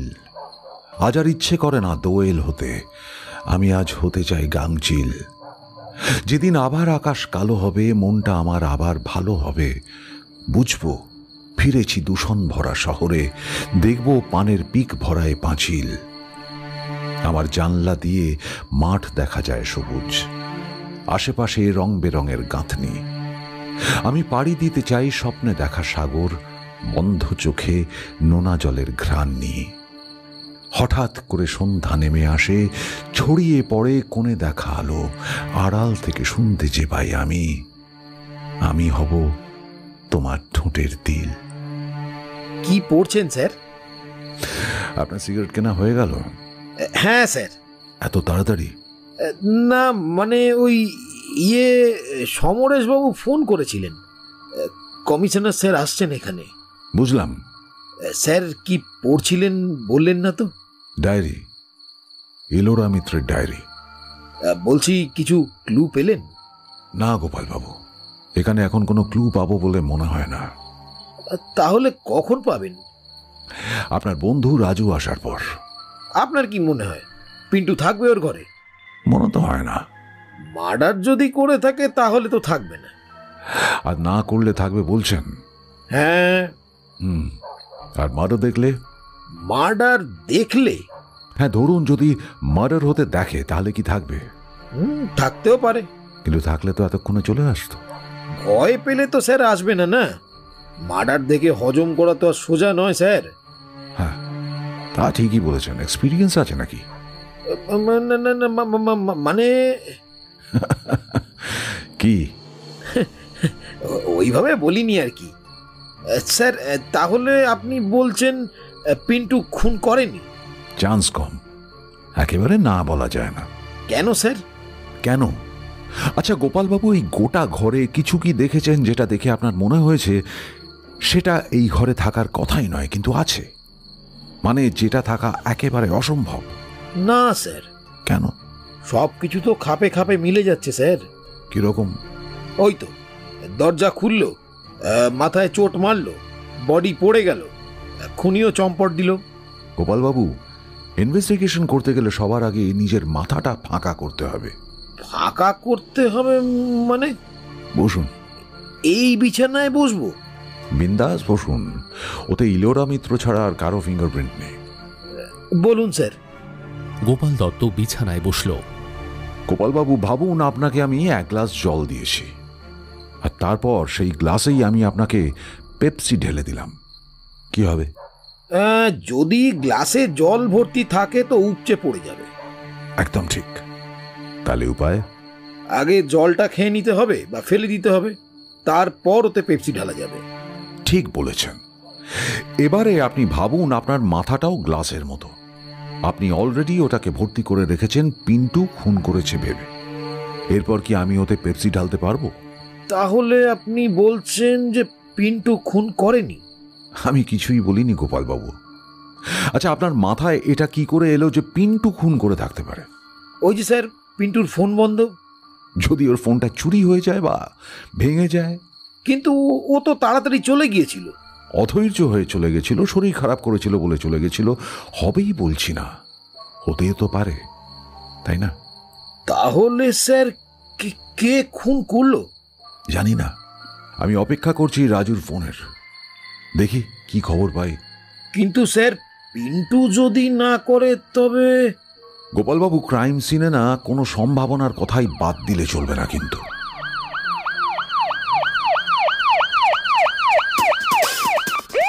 হঠাৎ সাইরেন বাজাতে বাজাতে একটা সাদা জিপ এসে দাঁড়ালো যাদবপুরের লেক গার্ডেন্সের ভেতরে একটা পুরনো দোতলা বাড়ির সামনে। সঙ্গে সঙ্গে সবাই শুনে দাঁড়ালো। জিপ থেকে নেমে এলেন কমিশনার পীযূষবাবু, লম্বা চওড়া কাঁধের মানুষ। পিছনে অরূপ। সমরেশ এগিয়ে গিয়ে স্যালুট করল। স্যার, ভেতরে সব্যসাচী আছে, ইনভেস্টিগেশন চালাচ্ছে। মিডিয়াকে বেশি কাছে আসতে দিও না। দেখা গেল সব্যসাচী বাইরে বেরিয়ে এসেছে, সঙ্গে গোপাল। দুজনেই স্যালুট করল। প্রোগ্রেস হচ্ছে? স্যার, আমি খেয়াল করলাম জানলার ফ্রেমে সামান্য আঁচড়ের দাগ আছে। মনে হচ্ছে বাইরে থেকে কেউ ঢুকেছিল। বাইরের লোকের কাজ বলছো? রিপোর্ট না পেয়ে কিছু বলবো না স্যার, তবে সিকিউরিটি দুজনকেই নজরে রেখেছি। একজনকে খুঁজতে পাঠিয়েছিলাম, সম্ভবত ফেরার। তা ওকে কি সাসপেক্ট লিস্টে রাখছো? স্যার, বাদ কাউকেই দিচ্ছি না, তবে ওকে বাতিলের তালিকাতেই ধরে রাখুন। স্যার, ফোন ট্রেস করে ইলোরার একটা পুরুষ বন্ধুর খোঁজ পাওয়া গেছে। আপনি যদি বলেন তো তুলে নি। অফকোর্স, দেরি করো না। স্যার, আমার মনে হয় একবার যদি ভিকটিমের ফ্যামিলির সঙ্গে। সব্যসাচী, তুমি তো জানোই ভিকটিম মা মরা মেয়ে, আর ওর বাবার ব্যাপারটা তো বুঝতেই পারছো, হাই প্রোফাইল ব্যাপার। আমি দেখছি ওপর মহলে কথা বলে যদি একবার অঞ্জন মিত্রকেও জিজ্ঞাসাবাদ করানোর ব্যবস্থা করা যায় তো। বাই দ্য ওয়ে, তুমি কি ভাবছো? স্যার, রিপোর্টটা এখন সবচেয়ে আগে দরকার। ওখানেই যাব যদি পারমিট করেন। শিওর, লেগে পড়ো। আর অরূপ, তুমি ডিটেলসটা সমরেশকে দিয়ে দাও। ওই কি যেন, ওই ইলোরার কে যেন ঘনিষ্ঠ বন্ধু, ওকে তুলে নিক। স্যার, কিছু যদি মনে না করেন, সমরেশবাবুকে আমার সঙ্গে একটু নিয়ে যেতাম। আসলে উনি প্রথমে কেসটা দেখেছিলেন তো, সিনটা ওরই অবজারভেশনে ফরেন্সিকে গেছে, তাই। ওকে ইয়াং ম্যান, তাহলে তাই হোক। অরূপ? নো প্রবলেম স্যার, আমি দেখছি। সমরেশবাবু, এবার ওই ঘটনাটা বলুন তো, যেটা আপনার অস্বাভাবিক লেগেছিল। ওটা মানে সবুজ রক্ত? হ্যাঁ, ওই সবটাই একটু খুলে বলুন তো। তাহলে তো গোড়া থেকেই বলতে হয়।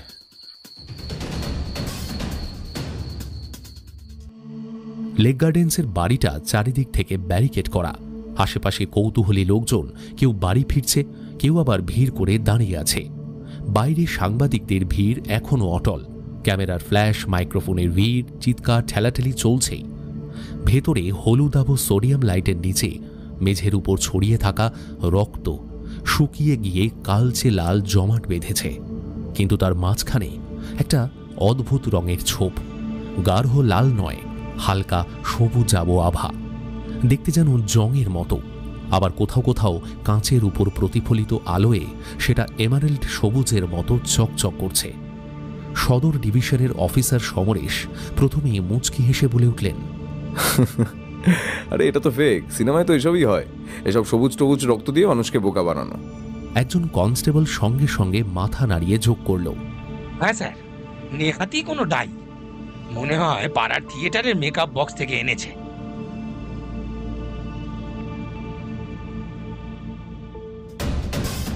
তাহলে আপনার ধারণা ওটা ফেক? হ্যাঁ হ্যাঁ, না তো আর কি হবে, সবুজ রক্ত হয় নাকি আবার?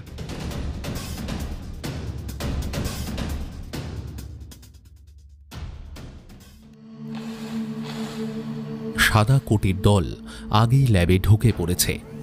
কাঁচের দেওয়াল ঘেরা রিসেপশন, তার উপরে এভিডেন্স রিসিভিং সেকশন। দেওয়ালে বড় বড় হরফে লেখা, chain of custody is secret. গেটের পাশেই অদূরে ঝুলে আছে টাইম স্ট্যাম্পড ডিজিটাল ঘড়ি। কন্টেনারগুলো থেকে কুয়াশার মতো ঠান্ডা হাওয়া বেরোচ্ছে।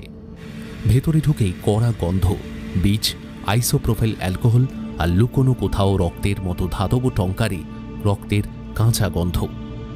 সব্যসাচী এভিডেন্স ক্যাসেট কাঁচের স্লাইডিং উইন্ডোতে এগিয়ে দিল। সিল করা কাগজের খাম, ভেতরে দুটো তামার এভিডেন্ট স্যাশে। স্যাশেগুলোতে ডিটেল লেখা হলো। খাম খুলতেই বেরোলো দুটো নমুনা, একটাই সবুজ আবছো, আরেকটায় জমাট বাঁধা লাল রক্ত। ভেতর থেকে একজন ছিপছিপে দেখতে ছেলে, ধূসর চুল, নাকের উপর পাতলা চশমা ঝোলানো। খামটা তুলে ধরেই বারকোড স্ক্যান করল। স্ক্যানারের আলো নীল হয়ে জ্বলে উঠল। কাগজের সিল পড়ল। রোলিং চেয়ার ঠেলেই ফর্মটা হেমাটোলজি বেঞ্চে চলে গেল। প্রথমে সবুজ ছোপওয়ালা রক্তের স্যাম্পেলটা পরীক্ষা করা হলো। ফেনলাপথ্যালিন ঢালতেই দুধে আলতা গোলাপি হয়ে গেল স্যাম্পেলটা। রিমা বলল, কেম পজিটিভ, পেরক্সিডাস অ্যাক্টিভিটি প্রেজেন্ট। মানে রক্তের মতোই আচরণ করছে, তাই তো? হ্যাঁ, কিন্তু কেম প্রিজাম্পটিভ, বিটরুট, ইনফ্যাক্ট কিছু ভেজিটেবল পেরক্সিডাসও ফলস পজিটিভ দিতে পারে। দাঁড়া, কনফার্ম করছি। তারপর ইমিউনো হেমাটোগ্রাফিক টেস্ট করা হলো। তারপরেও মাইক্রো ক্রিস্টাল টেস্ট করতে গ্লুকোজ আর পেরিডিন যোগ করা হলো। রক্তের দ্রবণ এবার লালচে বাদামি হয়ে গেল। আর কোনো সন্দেহই নেই এটা মানুষেরই রক্ত। এবার ওই দ্বিতীয় লাল জমাট বাঁধা রক্তের স্যাম্পেলটা গিয়ে পৌঁছে গেল সিরোলজি বেঞ্চে। রিমা হালকা নাড়াচাড়া করে পরীক্ষা করে বুঝতে পারল এটা সাধারণ বি পজিটিভ রক্ত। আর ইলোরা মিত্রের অটোপসি রিপোর্টেও লেখা ছিল যে ওর রক্ত বি পজিটিভ। তাই বোঝাই গেল এটা ইলোরা মিত্রেরই রক্ত। আরও কিছুক্ষণ নাড়াচাড়া চলল। ডিএনএ এসটিআর মার্কার অ্যানালিসিসে যা দেখা গেল সেটা দেখে রিমা বলল, বায়োলজিক্যাল বাবা মেয়ের 50% অ্যালিল শেয়ার এক্সপেক্টেড, আর এখানে 3A-তে ইলোরার সাথে 30 to 35% শেয়ারিং দেখা যাচ্ছে। কিন্তু D21S11, D8S1179, FG এর মতো ক্রুশাল এলোসিআইতে মিসম্যাচ। 3B-তেও consistent pattern, close skin, not paternal, এরকম একটা ফ্লেভার। আমি বলবো নিয়ার রিলেটিভ, কিন্তু ফাদার এস্টাবলিশ হচ্ছে না। মানে ঘনিষ্ঠ আত্মীয়, কিন্তু বাবা নয়। এক্স্যাক্টলি, কাকা, মামা বা পিতৃকোত্রের কোনো ঘনিষ্ঠ প্রোফাইলের মতো। যার স্যাম্পল 3 রক্ত, তার শরীরে সালফো এইচবি আছে। এটা ফেক ডাই নয়, রাসায়নিক এক্সপোজারে দীর্ঘদিনে হতে পারে। মেট হিমোগ্লোবিন হলে রিডাকশনে পড়ে, ওটা পড়েনি, তাই সালফো। আর 3B-তে সেই স্পাইক নেই, মানে দুটো ভিন্ন উৎসের রক্ত এক দৃশ্যে। একজনের রক্ত ইলোরার বি পজিটিভের সাথে মিলছে, তাই বাবা বলে ধরে নেওয়া হয়েছিল। কিন্তু ডিএনএ ম্যাচিং বলছে বাবা নয়, ঘনিষ্ঠ আত্মীয়। এবার রুম থেকে বেরিয়ে রিমা একটু গলা খাঁকারি দিয়ে অপেক্ষারত সব্যসাচীর উদ্দেশ্যে বলল, দেখুন, বায়োলজিক্যাল বাবা মেয়ের মধ্যে 50% জেনেটিক মেকার মিলতে হয়, এখানে 30 to 35% মিলছে। কিন্তু ক্রুশাল এলোসিআইতে গ্যাপ আছে, মানে এই রক্ত ইলোরা মিত্রর খুব কাছের আত্মীয়ের, কিন্তু বাবা হওয়ার সম্ভাবনা পুরোপুরি এস্টাবলিশ হচ্ছে না। যদি বাবা না হয় তবে কে? জেনেটিক ঘনিষ্ঠতা আছে মানে? চারিদিকের সব রকম সকম দেখে সমরেশবাবু আগেই কেটে পড়েছিলেন। মাথা বনবন করছিল সব্যসাচীরও সবকিছু শুনে। ও রিপোর্ট নিয়ে চলে এলো। ল্যাবের লোকগুলো পাগল না গিরে বাবা। যাকে যা বলল তাতে এটা অন্তত বোঝা গেল যে ইলোরার বডির পাশে যার ব্লাড স্যাম্পল পাওয়া গেছে সেটা ফেক নয়, ওরই কোনো ক্লোজ রিলেটিভের। কিন্তু ইলোরার বাবা অঞ্জন মিত্রের নয় একেবারে। আরও বড় শকিং জিনিস হলো তার রক্ত সবুজ। সব্যসাচী যখনই সব আকাশ পাতাল ভাবছিল তখনই বেজে উঠল তার ফোনটা। সম্বিত ফিরে পেয়ে ফোনটা বের করতেই দেখল স্ক্রিনে ভেসে উঠেছে কমিশনারের নাম্বার। আপডেট কি সব্যসাচী? রিপোর্ট পেলে?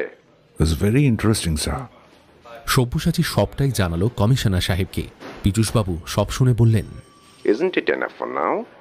হ্যাঁ স্যার, আমি অলরেডি কয়েকটা থিওরি রেডি করেছি, কিন্তু এখনও কিছু কনক্লুড করতে পারিনি।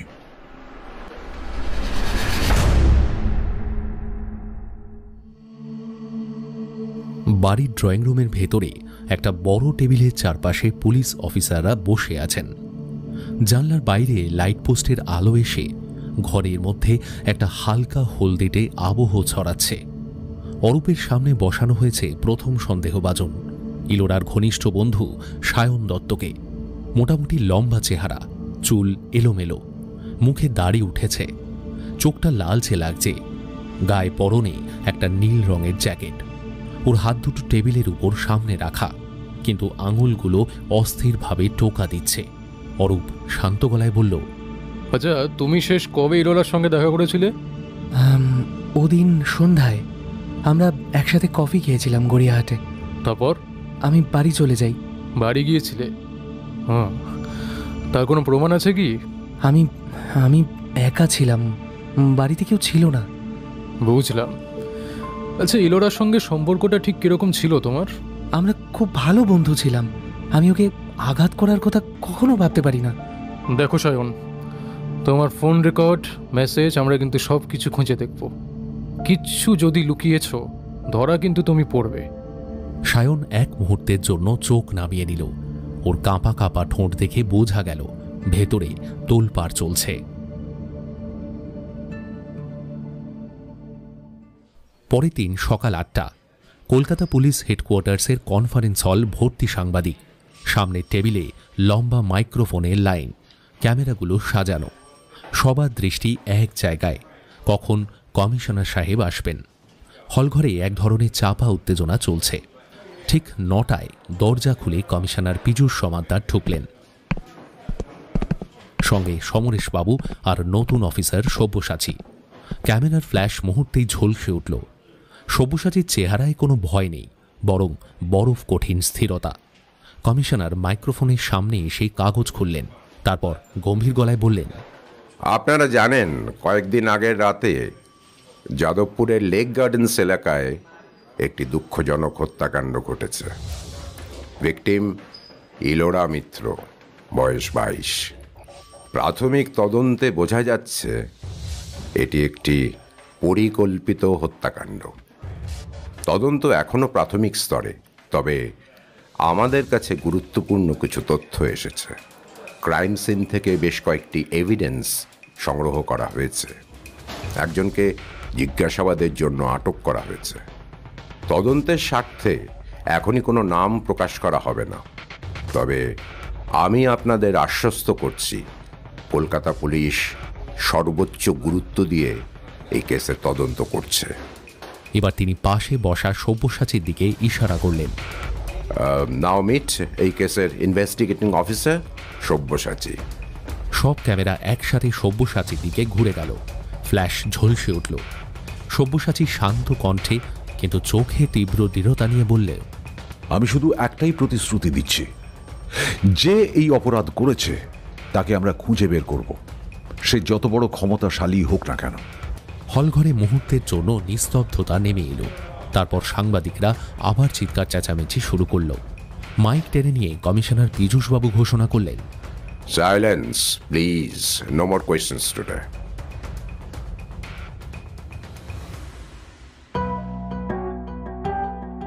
ফরেন্সিক রিপোর্ট পাওয়ার পর সব্যসাচীর হাতে ছিল একটাই সুতো, ক্লোজ রিলেটিভ, সালফ হিমোগ্লোবিনেমিয়া সবুজাভ রক্ত যার। তিনি ইলোরার খুব কাছের, কিন্তু বাবা নন। ডিএনএ সেটাই বলছে। সুতোটা টানলেই কোথাও গিয়ে হয়তো জটটা খুলবে। আর্কাইভ ঘাঁটতে ঘাঁটতে সব্যসাচী একটা ইন্টারেস্টিং তথ্য জানতে পারল। 2004 সালের ঘটনা। তখন অঞ্জনবাবু ছাপোষা চাকরি করতেন, যদিও অফিসটা বেশ বড়সড়ই ছিল। হঠাৎ চাকরিটা তিনি কিছু কারণে ছেড়ে দেন। কি সেই ঘটনা সেটা জানতে সব্যসাচী পুরনো জিনিসপত্র ঘাঁটাঘাঁটি করতে শুরু করে। খুঁজতে খুঁজতে লালবাজারের বেসমেন্টে রেকর্ড সেলারে পায় একটা ছেঁড়া ফাইল, খয়েরি মলাটে মোটা কালিতে লেখা। সব্যসাচী বাক্সটা নামালো। মলাট খুলে দেখে ইন্ডেক্স শিটে নাম রয়েছে অঞ্জন মিত্রর। দপ্তর ছিল মাইনিং অ্যান্ড জিওলজি। ফাইলে থিম পারিবারিক শোকজনিত কারণে চাকরি ছাড়ার ব্যাপারটা। অফিসিয়াল রেকর্ডে অ্যাক্সিডেন্টাল হাউসহোল্ড ইনসিডেন্ট হিসেবেই মেনশন রয়েছে। সালটা 2004। পাতা উল্টাতেই একটা হ্যান্ড রিটেন মেমো নীল কালিতে কাঁপা হাতের অক্ষরে লেখা, পারিবারিক চরম শোকের কারণে চাকরি থেকে অব্যাহতি প্রার্থনা করছি। স্থায়ী ঠিকানা পরিবর্তনের আবেদন রয়েছে। পার্বত্য অঞ্চলে সাময়িক বসবাস করব স্ত্রী আর কন্যাকে নিয়ে। নিচে সই অঞ্জন মিত্র, 21/4/2004। সঙ্গে রয়েছে একটা ডেথ ইন্টিমেশন, ভাই শ্রী রঞ্জন মিত্রের মৃত্যু। মৃত্যুর কারণ হিসেবে লেখা রয়েছে সিরিয়াস ডোমেস্টিক মিসহ্যাপ। সব্যসাচী ঠোঁট কামড়ালো। ফাইলে শেষ দিকে তদন্তকারী অফিসারের সই, এসআই হরিপদ সরকার। মার্জিনে তার নীল সিগনেচার রয়েছে বারবার। আরেকটা পাতায় একটা ফটোকপি, সাদা কালো ঝাপসা একটা ছবি, দুটো মানুষ হাত মেলাচ্ছে। একপাশে হেসে দাঁড়িয়ে থাকা মাঝবয়সী অফিসার। ক্যাপশন রয়েছে এসআই হরিপদ সরকার রিসিভিং কমেন্ডেশন। সালটা 2005। মানে বাবা ডিউটিরত অবস্থায় মারা যাওয়ায় চাকরিটা পায় ছেলে। আর এই সমরেশের খোঁজ করতে গিয়েই আশ্চর্যজনকভাবে সব্যসাচী জানতে পারে যে সমরেশবাবুই আসলে এই হরিপদ বাবুর ছেলে। সমরেশবাবুর সঙ্গে যোগাযোগ করে হরিপদ বাবুর পুরনো খাতাপত্র ঘাঁটাঘাঁটি শুরু হলো। এরপর অনেক দিনের ব্যাপার। হরিপদ সরকারের ব্যক্তিগত নোটবই কিছু থেকে থাকলেও এখন আর পাওয়া যাওয়ার সম্ভাবনা কম। লালবাজারের পুরনো প্রপার্টি রুমে একটা কাঠের বাক্সে হলদে চামড়ার খাতা উদ্ধার হলো। এরপর প্রথম পাতায় লেখা এইচ সরকার /2004। পাতা উল্টাতে উল্টাতে সব্যসাচী দুটো পিন ছেঁড়া জায়গা পেল। পাতা 39 আর 40টা নেই। আগের পাতায় আন্ডারলাইন করা শব্দগুলো: আউটহাউস, আগুন, ডকুমেন্ট ক্ষতি, ছোট চাকর, বয়ান, ভয়, অজ্ঞাত কল, শান্ত থাকতে বলা হয়। এরপর বাড়ির কাজের ছেলে গণেশের একটা স্টেটমেন্ট পাওয়া গেল, যেখানে লেখা যে গণেশ যা দেখেছে সেদিন রাতে বাবুরা খুব ঝগড়া করছিল। বাইরে থেকে আমি শুধু শব্দ শুনছিলাম। একজন বলছে এটা আমার আবিষ্কার, আমার অফিসের অধীনে। আরেকজন চিৎকার করে বলছে আমি তোমার ভাই, অর্ধেক আমার অধিকার। তারপরই ধপাস করে একটা শব্দ। আমি আঙুলের ফাঁক দিয়ে দেখলাম দাদাবাবুকে চেপে ধরেছে, আর বাবু আর নড়ছে না। ঘরের বাতি দপ করে নিভে গেল। আমি ভয়ে চুপ করেছিলাম। শেষে নোট লেখা ছেলেটিকে বোর্ডিং স্কুলে পাঠানো হয়েছে। ফান্ডিং অজানা দাতার। শহর থেকে 2 ঘন্টা দূরে পুরনো বোর্ডিং স্কুল। লাল ইট, চুন সুরগির দেওয়াল। অফিস রুমে কাঠের আলমারি থেকে রেজিস্টার নামালেন হেড ক্লার্ক বশিষ্ঠবাবু। সাদা কাগজে নীল কালি দিয়ে লেখা, কানায় কানায় ভর্তি নাম, জন্ম তারিখ, গার্জিয়ানের সিগনেচার। সাদা কাগজে নীল লাইন। 2004-5 সেশন। গণেশ নামে কোনো এন্ট্রি আছে কিনা দেখুন তো। দেখি। Ganesh Pal, class 4, admitted 7/6/2004। গার্জিয়ানের নাম father Francis, local parish priest, professional. Fees জমা উত্তরণ চ্যারিটেবল ট্রাস্ট। সব্যসাচী খাতাটা সামনে টেনে দেখল। পাশে আরেকটা কলাম। স্পেশাল নোটে লেখা রয়েছে অ্যাডপশন প্রসেস ইনিশিয়েটেড। সালটা 2006। কালির দাগ একটু টানা টানা, যেন তাড়াহুড়োয় স্কেচ পেন দিয়ে ঘষা হয়েছে। লেখা রয়েছে adopted by name withheld, court sealed. Sabyasachi জিজ্ঞাসা করল, ট্রাস্টের ঠিকানা?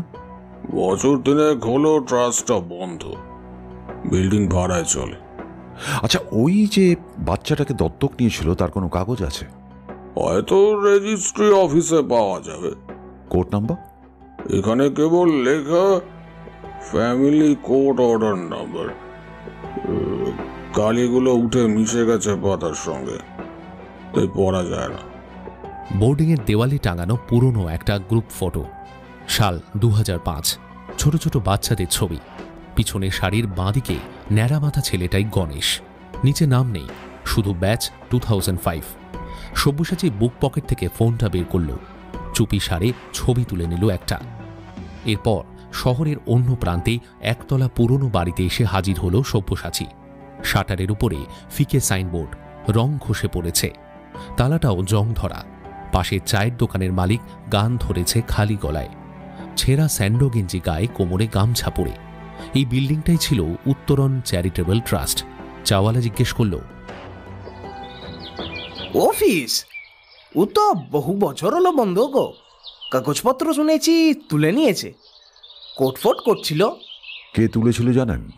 এক ভদ্রলোক আসতেন, টাইট প্যান্ট পরে সাদা গাড়ি করে আসতেন আর কি। নামটা ঠিক মনে নাই আমার। আরে ওই লোকটা শিবার ভুটে দাঁড়ালো নি, সেই লোকটা। কে? অঞ্জন মিত্র? আরে হ্যাঁ গো, আরে ওই লোকটাই তো। খুব দিলদার লোক ছিল কর্তা। স্টেট লাইব্রেরির মাইক্রোফিল্ম, অন্ধকার রুম, সাদা কাপড়ে ঢাকা রিডার, অপারেটর রিল লাগিয়ে দিল। April May 2004। লোকাল নিউজের পাতায় চোখ বোলাতে লাগলো সব্যসাচী। ছোট্ট একটা খবর, একটা কলাম। পাহাড়ি রাস্তায় যুগল দুর্ঘটনা, স্ত্রী মৃত, স্বামী অক্ষত। এক পরিবারের গাড়ি পাহাড়ি মোড়ে স্লিপ করে পড়ে যায়, চালকের হালকা চোট, স্ত্রী ঘটনাস্থলে মৃত। মেয়েটি তখন বাড়িতেই ছিল। স্থান সুনির্দিষ্ট নাম নেই, শুধু উত্তর পার্বত্য জেলা। শেষ লাইনে অ্যাক্সিডেন্টাল ডেথ হিসেবে নথিভুক্ত, ডিস্ট্রিক্ট রেকর্ডেও তাই। ভিকটিম শ্রীমতী মায়া মিত্র, টাইম রাত্রি 9:40। লোকাল সাক্ষী কাউকেই পাওয়া যায়নি। স্বামীর বয়ান, গাড়ি স্লিপ করে খাদের ধারে থেমে যায়। ভিকটিম দরজা খুলতেই পা হড়কে পড়ে যান। পোস্টমর্টেমে অপ্রত্যাশিত আঘাত ব্যতীত বিশেষ কিছু ধরা পড়েনি। Case closed. সব্যসাচীর গায়ে যেন কাঁটা দিল। পাশে আরেকটা ক্লিপিং। ভাইয়ের আকস্মিক মৃত্যুতে শোকাহত অঞ্জন মিত্র, চাকরি ছাড়লেন সেই মাসেই ছাপা। দুটো খবর যেন একে অন্যকে জোড়া লাগালো। ভাইয়ের মৃত্যু, চাকরি ছাড়া, পাহাড়ে যাওয়া স্ত্রীর মৃত্যু, টাইমলাইনটা নিখুঁত। বিল্ডিংয়ের জন্য মাটি খোঁড়ার কাজ চলছিল অনেকদিন ধরেই। শ্রমিকেরা বিশাল গর্ত কেটে কংক্রিটের পিলার বসানোর প্রস্তুতি নিচ্ছিল। এমন সময়ে একটি অঘটন ঘটে যায়। গর্তগুলোর পাশেই আশেপাশের বস্তির কয়েকটি বাচ্চা প্রায় খেলাধুলো করত। নির্মাণ কোম্পানির হাজার বারণ করলেও বাচ্চাদের সেই শূন্য জায়গার প্রতি আকর্ষণ ছিল অদ্ভুত। সেদিনও বিকেলের দিকে কয়েকজন বাচ্চা লুকোচুরি খেলছিল। হঠাৎ একটা বাচ্চা, 8-9 বছরের ছোট্ট ছেলে, দৌড়তে দৌড়তে একটি আধা খোঁড়া পিলারের গর্তে পড়ে যায়। চিৎকার শুনে শ্রমিকরা দৌড়ে আসে। গর্তে নেমে ছেলেটিকে তুলতে গিয়ে তাদের চোখে পড়ে কাদামাটির ভেতর উঁকি দেওয়া সাদা রঙের কিছু। প্রথমে ভেবেছিল ভাঙা পাইপ বা পাথরের টুকরো, কিন্তু হাত বাড়িয়ে ছুঁতেই দেখা গেল ওগুলো আসলে মানুষের হাড়। ছেলেটাকে উপরে তুলতেই শ্রমিকদের ভিড় জমে যায়। কেউ কেউ ভয়ে শিউরে ওঠে। খবর যায় পুলিশে। ফরেনসিক টিম ডাকা হলো। মাটি খুঁড়ে প্রায় অর্ধেক কঙ্কাল উদ্ধার হলো। মাথার খুলি, বুকের পাঁজর, কিছু লম্বা হাড়। মাটির মধ্যে মিশে থাকলেও হাড়গুলো মোটামুটি অক্ষত ছিল। কিন্তু সবচেয়ে অবাক করা বিষয় ছিল কঙ্কালের পাশে মাটির নিচে চাপা পড়ে থাকা একটি পুরনো সিগার কেস। সিগার কেসটি ব্রাসের তৈরি, যদিও মরচে পড়ে গেছে, তবুও স্পষ্ট দেখা যায় তার গায়ে খোদাই করা একটি আদ্যক্ষর AM। ফরেনসিক টিম সিগার কেসটি নিয়েও আলাদা টেস্ট করল। কেসের ভেতরে ক্ষুদ্র সোনালি তামাকের শুকনো দানাও পাওয়া গেল, যদিও পচে গেছে। তবে কেসের খোদাই করা নামাঙ্কিত অংশ সন্দেহটা বাড়িয়ে দিল পুলিশের। কঙ্কাল পরীক্ষা করে ফরেনসিক বিশেষজ্ঞরা জানালেন মৃত ব্যক্তির লিঙ্গ পুরুষ। মৃত্যুকালে আনুমানিক বয়স ছিল 30 বছরের মধ্যে। হাড়ের ডেন্সিটি এবং দাঁতের স্টাডি অনুযায়ী এখন হলে মৃতের বয়স প্রায় 53-55 হতো। হাড়ে কোনো তীব্র রাসায়নিক ক্ষয়ের চিহ্ন নেই, অর্থাৎ স্বাভাবিকভাবেই মাটির নিচে চাপা পড়েছিল। মাথার খুলিতে গুরুতর আঘাতের চিহ্ন পাওয়া গেছে। স্পষ্টতই কোনো ভারী বস্তু দিয়ে মারা হয়েছিল। সব্যসাচীর কাছে খবরটা পৌঁছল। শুনেই আঁতকে উঠল সে। মানে অঞ্জন মিত্র, ইলোরার বাবা, যিনি এখন রাজ্যের অন্যতম প্রভাবশালী রাজনৈতিক নেতা। তাঁকেই বহুবার প্রকাশ্যে বা পার্টি মিটিংয়ে এই ধরনের সিগার কেস ব্যবহার করতে দেখা গেছে। এটা কি শুধুই কাকতালীয়, নাকি অনেক দিনের চাপা পড়ে থাকা গোপন ইতিহাসের প্রথম দরজা খুলল? সমরেশবাবু, কঙ্কালের বয়স 50 থেকে 55-র মধ্যে, তাই না? হ্যাঁ স্যার, ফরেনসিক তো তাই বলছে। 2004 সালে অঞ্জন মিত্রর ভাই রঞ্জন মারা গিয়েছিল বলে শুনেছি, তাই না? হ্যাঁ, পুরনো রেকর্ডে আছে। আমার বাবাই সেই কেসটা ইনভেস্টিগেট করেছিলেন। সব্যসাচীর সন্দেহ আরও গাঢ় হয়। সব সূত্র থেকে একে একে ঘটনাটা সাজাতে শুরু করল সে। ইলোরার বডির পাশে পাওয়া সবুজ রক্ত, যেটা পরে আসল রক্ত বলে প্রমাণিত হয়। জেনেটিক মার্কারে অমিল, যেটা ইঙ্গিত করে বাবা মেয়ের সম্পর্ক প্রশ্নবিদ্ধ। 3, 2004 সালের কেস, যেখানে ভাই মারা গেছে বলে নথিভুক্ত। 4, এখন পাওয়া কঙ্কাল, যার বয়স মিলে যাচ্ছে সেই সময়ের সঙ্গে। আর 5, সেই রহস্যময় সিগার কেস, যার উপর খোদাই করা আত্মক্ষর AM। অন্যদিকে কমিশনারের অফিসে একটা পুরনো ফাইল পাওয়া গেল। ধুলো জমা ফাইলের মলাটে লেখা কনফিডেন্সিয়াল 1978 মাইনিং ডিপার্টমেন্ট। ফাইল খুলতেই তথ্যগুলো স্পষ্ট হতে শুরু করে। সোনা উদ্ধার। রিপোর্টে লেখা ঝাড়গ্রামের খনিতে সরকারিভাবে বিশাল সোনার খনিজ আবিষ্কৃত হয়। দায়িত্বে ছিলেন একজন সৎ পরিশ্রমী সরকারি কর্মকর্তা, যার নাম অঞ্জন মিত্র।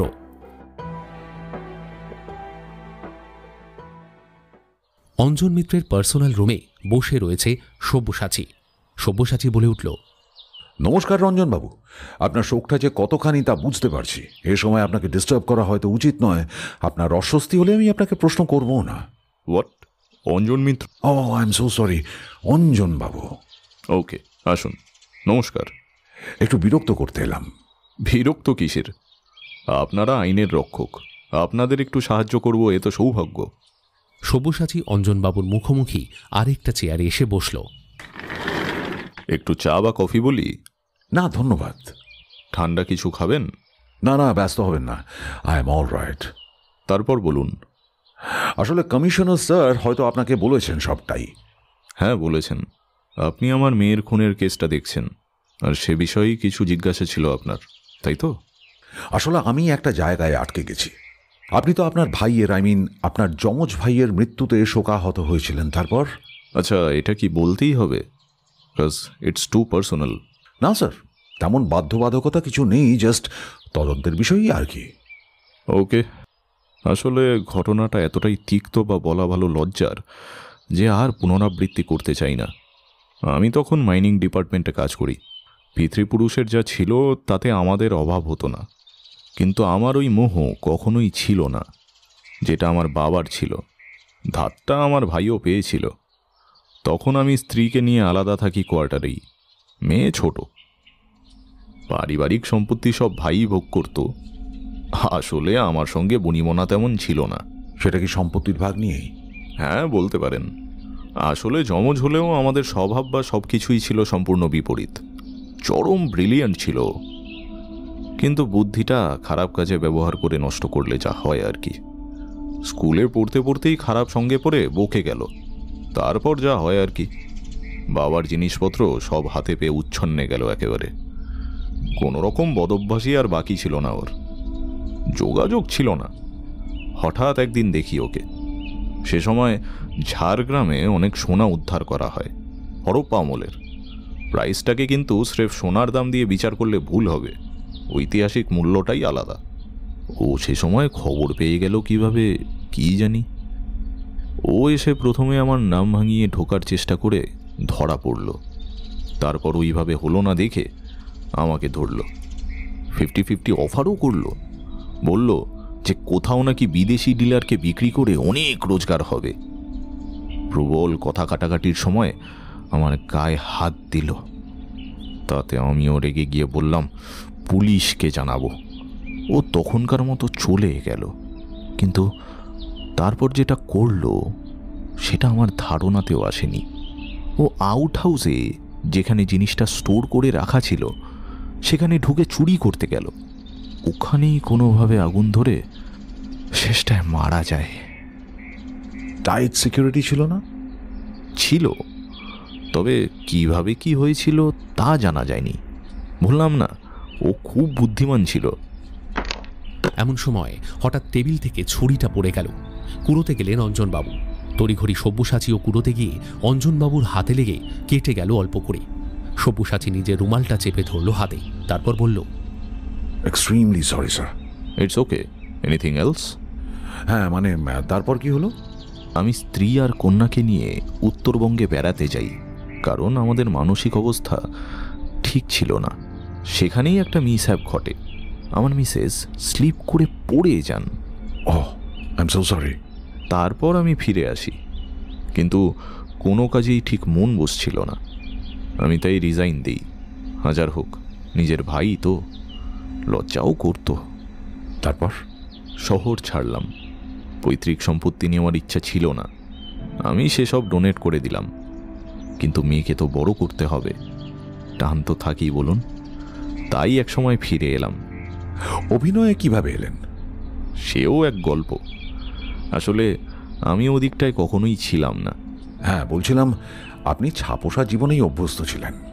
হ্যাঁ, এখনো তাই। আমি এত বছর কাজ করেছি, আমার নামে কিন্তু কোনো গসিপ পাবেন না। আসলে হঠাৎই একটা থিয়েটার গ্রুপের সঙ্গে আলাপ, একজন জুহুরি পরিচালকের নজরে পড়ে যাই। বাকিটা তো জানিনি। পয়সার আমার মন্দ ছিল বলবো না। কি বলছেন স্যার? আপনার ফ্যান তো এই প্রজন্মের ছেলে মেয়েরাও। এইসব শুনলে ভালোও যেমন লাগে তেমন লজ্জাও পাই। আসলে মেয়েকে মানুষ করতেই যে কাজে নামা, কাজে নেমে সেই মেয়েকেই সময় দিতে পারলাম কই। মা মরা মেয়েটা আমার বড় অভিমান নিয়েই চলে গেল। কেন? ওর জন্যই তো সব। তবে ওকে নিজের করে নিতে পারিনি বোধ হয়। একসময় অভিনয়ে ছাড়লাম, ব্যবসা শুরু করলেও ভাগ্যলক্ষ্মী উজাড় করে দিলেন আমায়। তারপর রাজনীতি, সেটাও ছাড়লাম, কিন্তু সময় আমার নাগালে রইল না। ফলে জীবনে যেটার অভাব থেকে গেল সেটা হচ্ছে সঙ্গ। মেয়ের একাকিত্ব কি সেটা বুঝলেও কিছু করার থাকতো না। কাজের লোক আর টাকা পয়সা দিয়েই কি সব হয় বলুন? হয় না। সে তো অবশ্যই। আসলে কি জানেন, মেয়েটা আমার সঙ্গে ওই কারণেই থাকতো না বড় হয়ে। আচ্ছা, আপনার কাউকে সন্দেহ হয়? দেখুন, শত্রু আমার কেউ থাকতে পারে এটা আমি বিশ্বাস করি না। মেয়ের নিজস্ব কোনো শত্রু আছে কিনা তা আমি জানি না। ও কি করতো? MBA কমপ্লিট করে বন্ধুদের সঙ্গে টাই আপ করে কি সব স্টার্ট আপ নাকি ট্রাই করছিল। হেল্প করতে চাইলেও নিতে রাজি হয়নি, খুব গোঁ ছিল যে। বলতে বলতেই অঞ্জনবাবুর চোখের কোণটা ভিজে এলো। দেখে শুনে সব্যসাচী বলল, আমি তাহলে এখন বরং উঠি স্যার।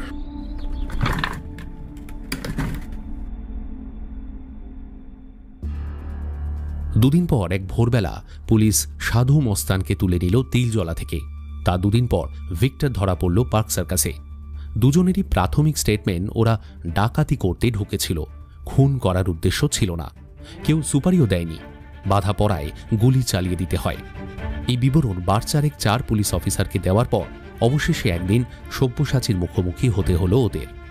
সঙ্গে সঙ্গে তারা বুঝতে পারল বিপদ। এই সাদা পোশাকের সাদামাটা চেহারার লোকটা উঁচু গলার কথা অবধি বলে না, ভারী মোলায়েম ভাষায় কথা বলে, গালাগালও দেয় না। একবার দুটো বাঘা চোখে দুজনের দিকে চেয়ে নিয়ে চোখ নামিয়ে টেবিলের উপর একটা পেপার ওয়েট এক হাত থেকে অন্য হাতে এবং অন্য হাত থেকে ফের আগের হাতে গড়াতে গড়াতে সব্যসাচী বলল, মেয়েটাকে মারতে গেলি কেন? চুরি তো করতে গিয়েছিলি, ঢুকে নিয়ে বেরিয়ে যেতে পারতিস। মাইরি স্যার, এই খুন খারাপই আমাদের লাইন নয় স্যার, ধরা পড়ার ভয় মেরে দিতে হলো স্যার। সব্যসাচী প্রশ্ন না করে অনেকক্ষণ দুজনের দিকে চুপ করে চেয়ে বসে রইল, যেন গভীরভাবে কিছু ভাবছে। মিনিট দুয়েক পর একটা বড় শ্বাস ফেলে বলল, একটা প্রশ্নের জবাব না পেলে আমার অঙ্কটা মিলছে না। বললি তো মেয়েটাকে উপুর হয়ে ঘুমোতে দেখেছিলি, তাহলে তোদের ভয় কে দেখালো? দুজনেই মুখ তাকাতাকি করে চুপ করে রইল। ভিক্টর, তুই বলবি? আমার যতদূর মনে হয় সেই রাতে তুই অপারেশনটা লিড করেছিলি, সাধু নয়। কাউকে মারার ইচ্ছা ছিল না, বিশ্বাস করুন স্যার, বিশ্বাস করুন, কাউ মারার ইচ্ছা ছিল না, একটু গোলমেলে হয়ে গেল ব্যাপারটা। আমাদের বড় আফসোস হচ্ছে স্যার। খুলে বল।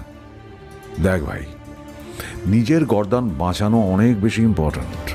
স্যার, ঘরে ঢুকে ওই ইলোরার ঘরে আর কি জিনিসপত্র সরাতে গিয়ে দেখি মেয়েটা উপুর হয়ে শুয়েছিল। উঠে উঠে তো সরে যাই, আমরা বুঝতে পারছিলাম না যে আমরা তো জানলা টপকে ঢুকেছি, বাইরে থেকে তালা থাকলে ভেতরে ঢুকে কখন। তাই চুপি চুপি সরে পড়তে যাই, উনি একটা ছায়া দেখতে পাই আর সাথে একটা আওয়াজ, ভয়ে আর কি। তাই দেখ ভাই, কেস নেওয়ার আমার কি দায়? চার্জশিট দেবে লোকাল পুলিশ, কেস স্ট্রং হলে ঘষে যাবি। স্যার, এই সাধু হারামিকে কত বারণ করেছিলাম, মালটা ভয় পেয়ে ছেড়ে দিল স্যার। আর স্যার, ফায়ার করার পর একটা মদ্য লোকের আওয়াজ পেলাম যেন। তারপর কে ছিল কিছু বুঝতে পারিসনি? আর দাঁড়াই ওখানে।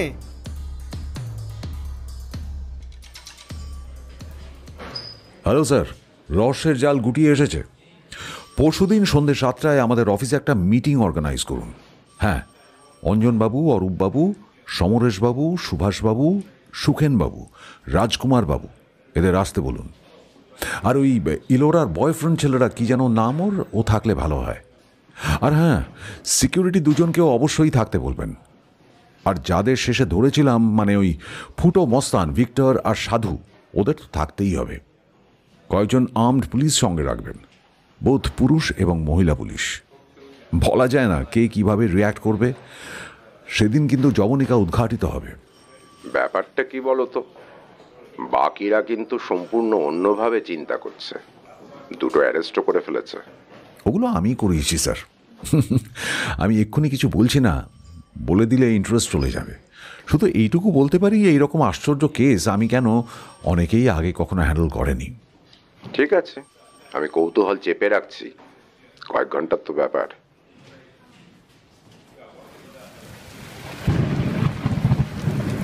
সারা দুপুর বৃষ্টি পড়েছে। রাস্তায় জল জমার মতো নয়, কিন্তু ছাতা ছাড়া বেরোলে ভিজে যেতে হবে। একই শনিবার, তার উপরে বৃষ্টি। অফিস পাড়ার রাস্তাঘাট প্রায় ফাঁকা। রাস্তায় বেরিয়ে সব্যসাচীর মনে হলো চারিদিকে একটা বিষণ্ণতা ছড়িয়ে রয়েছে।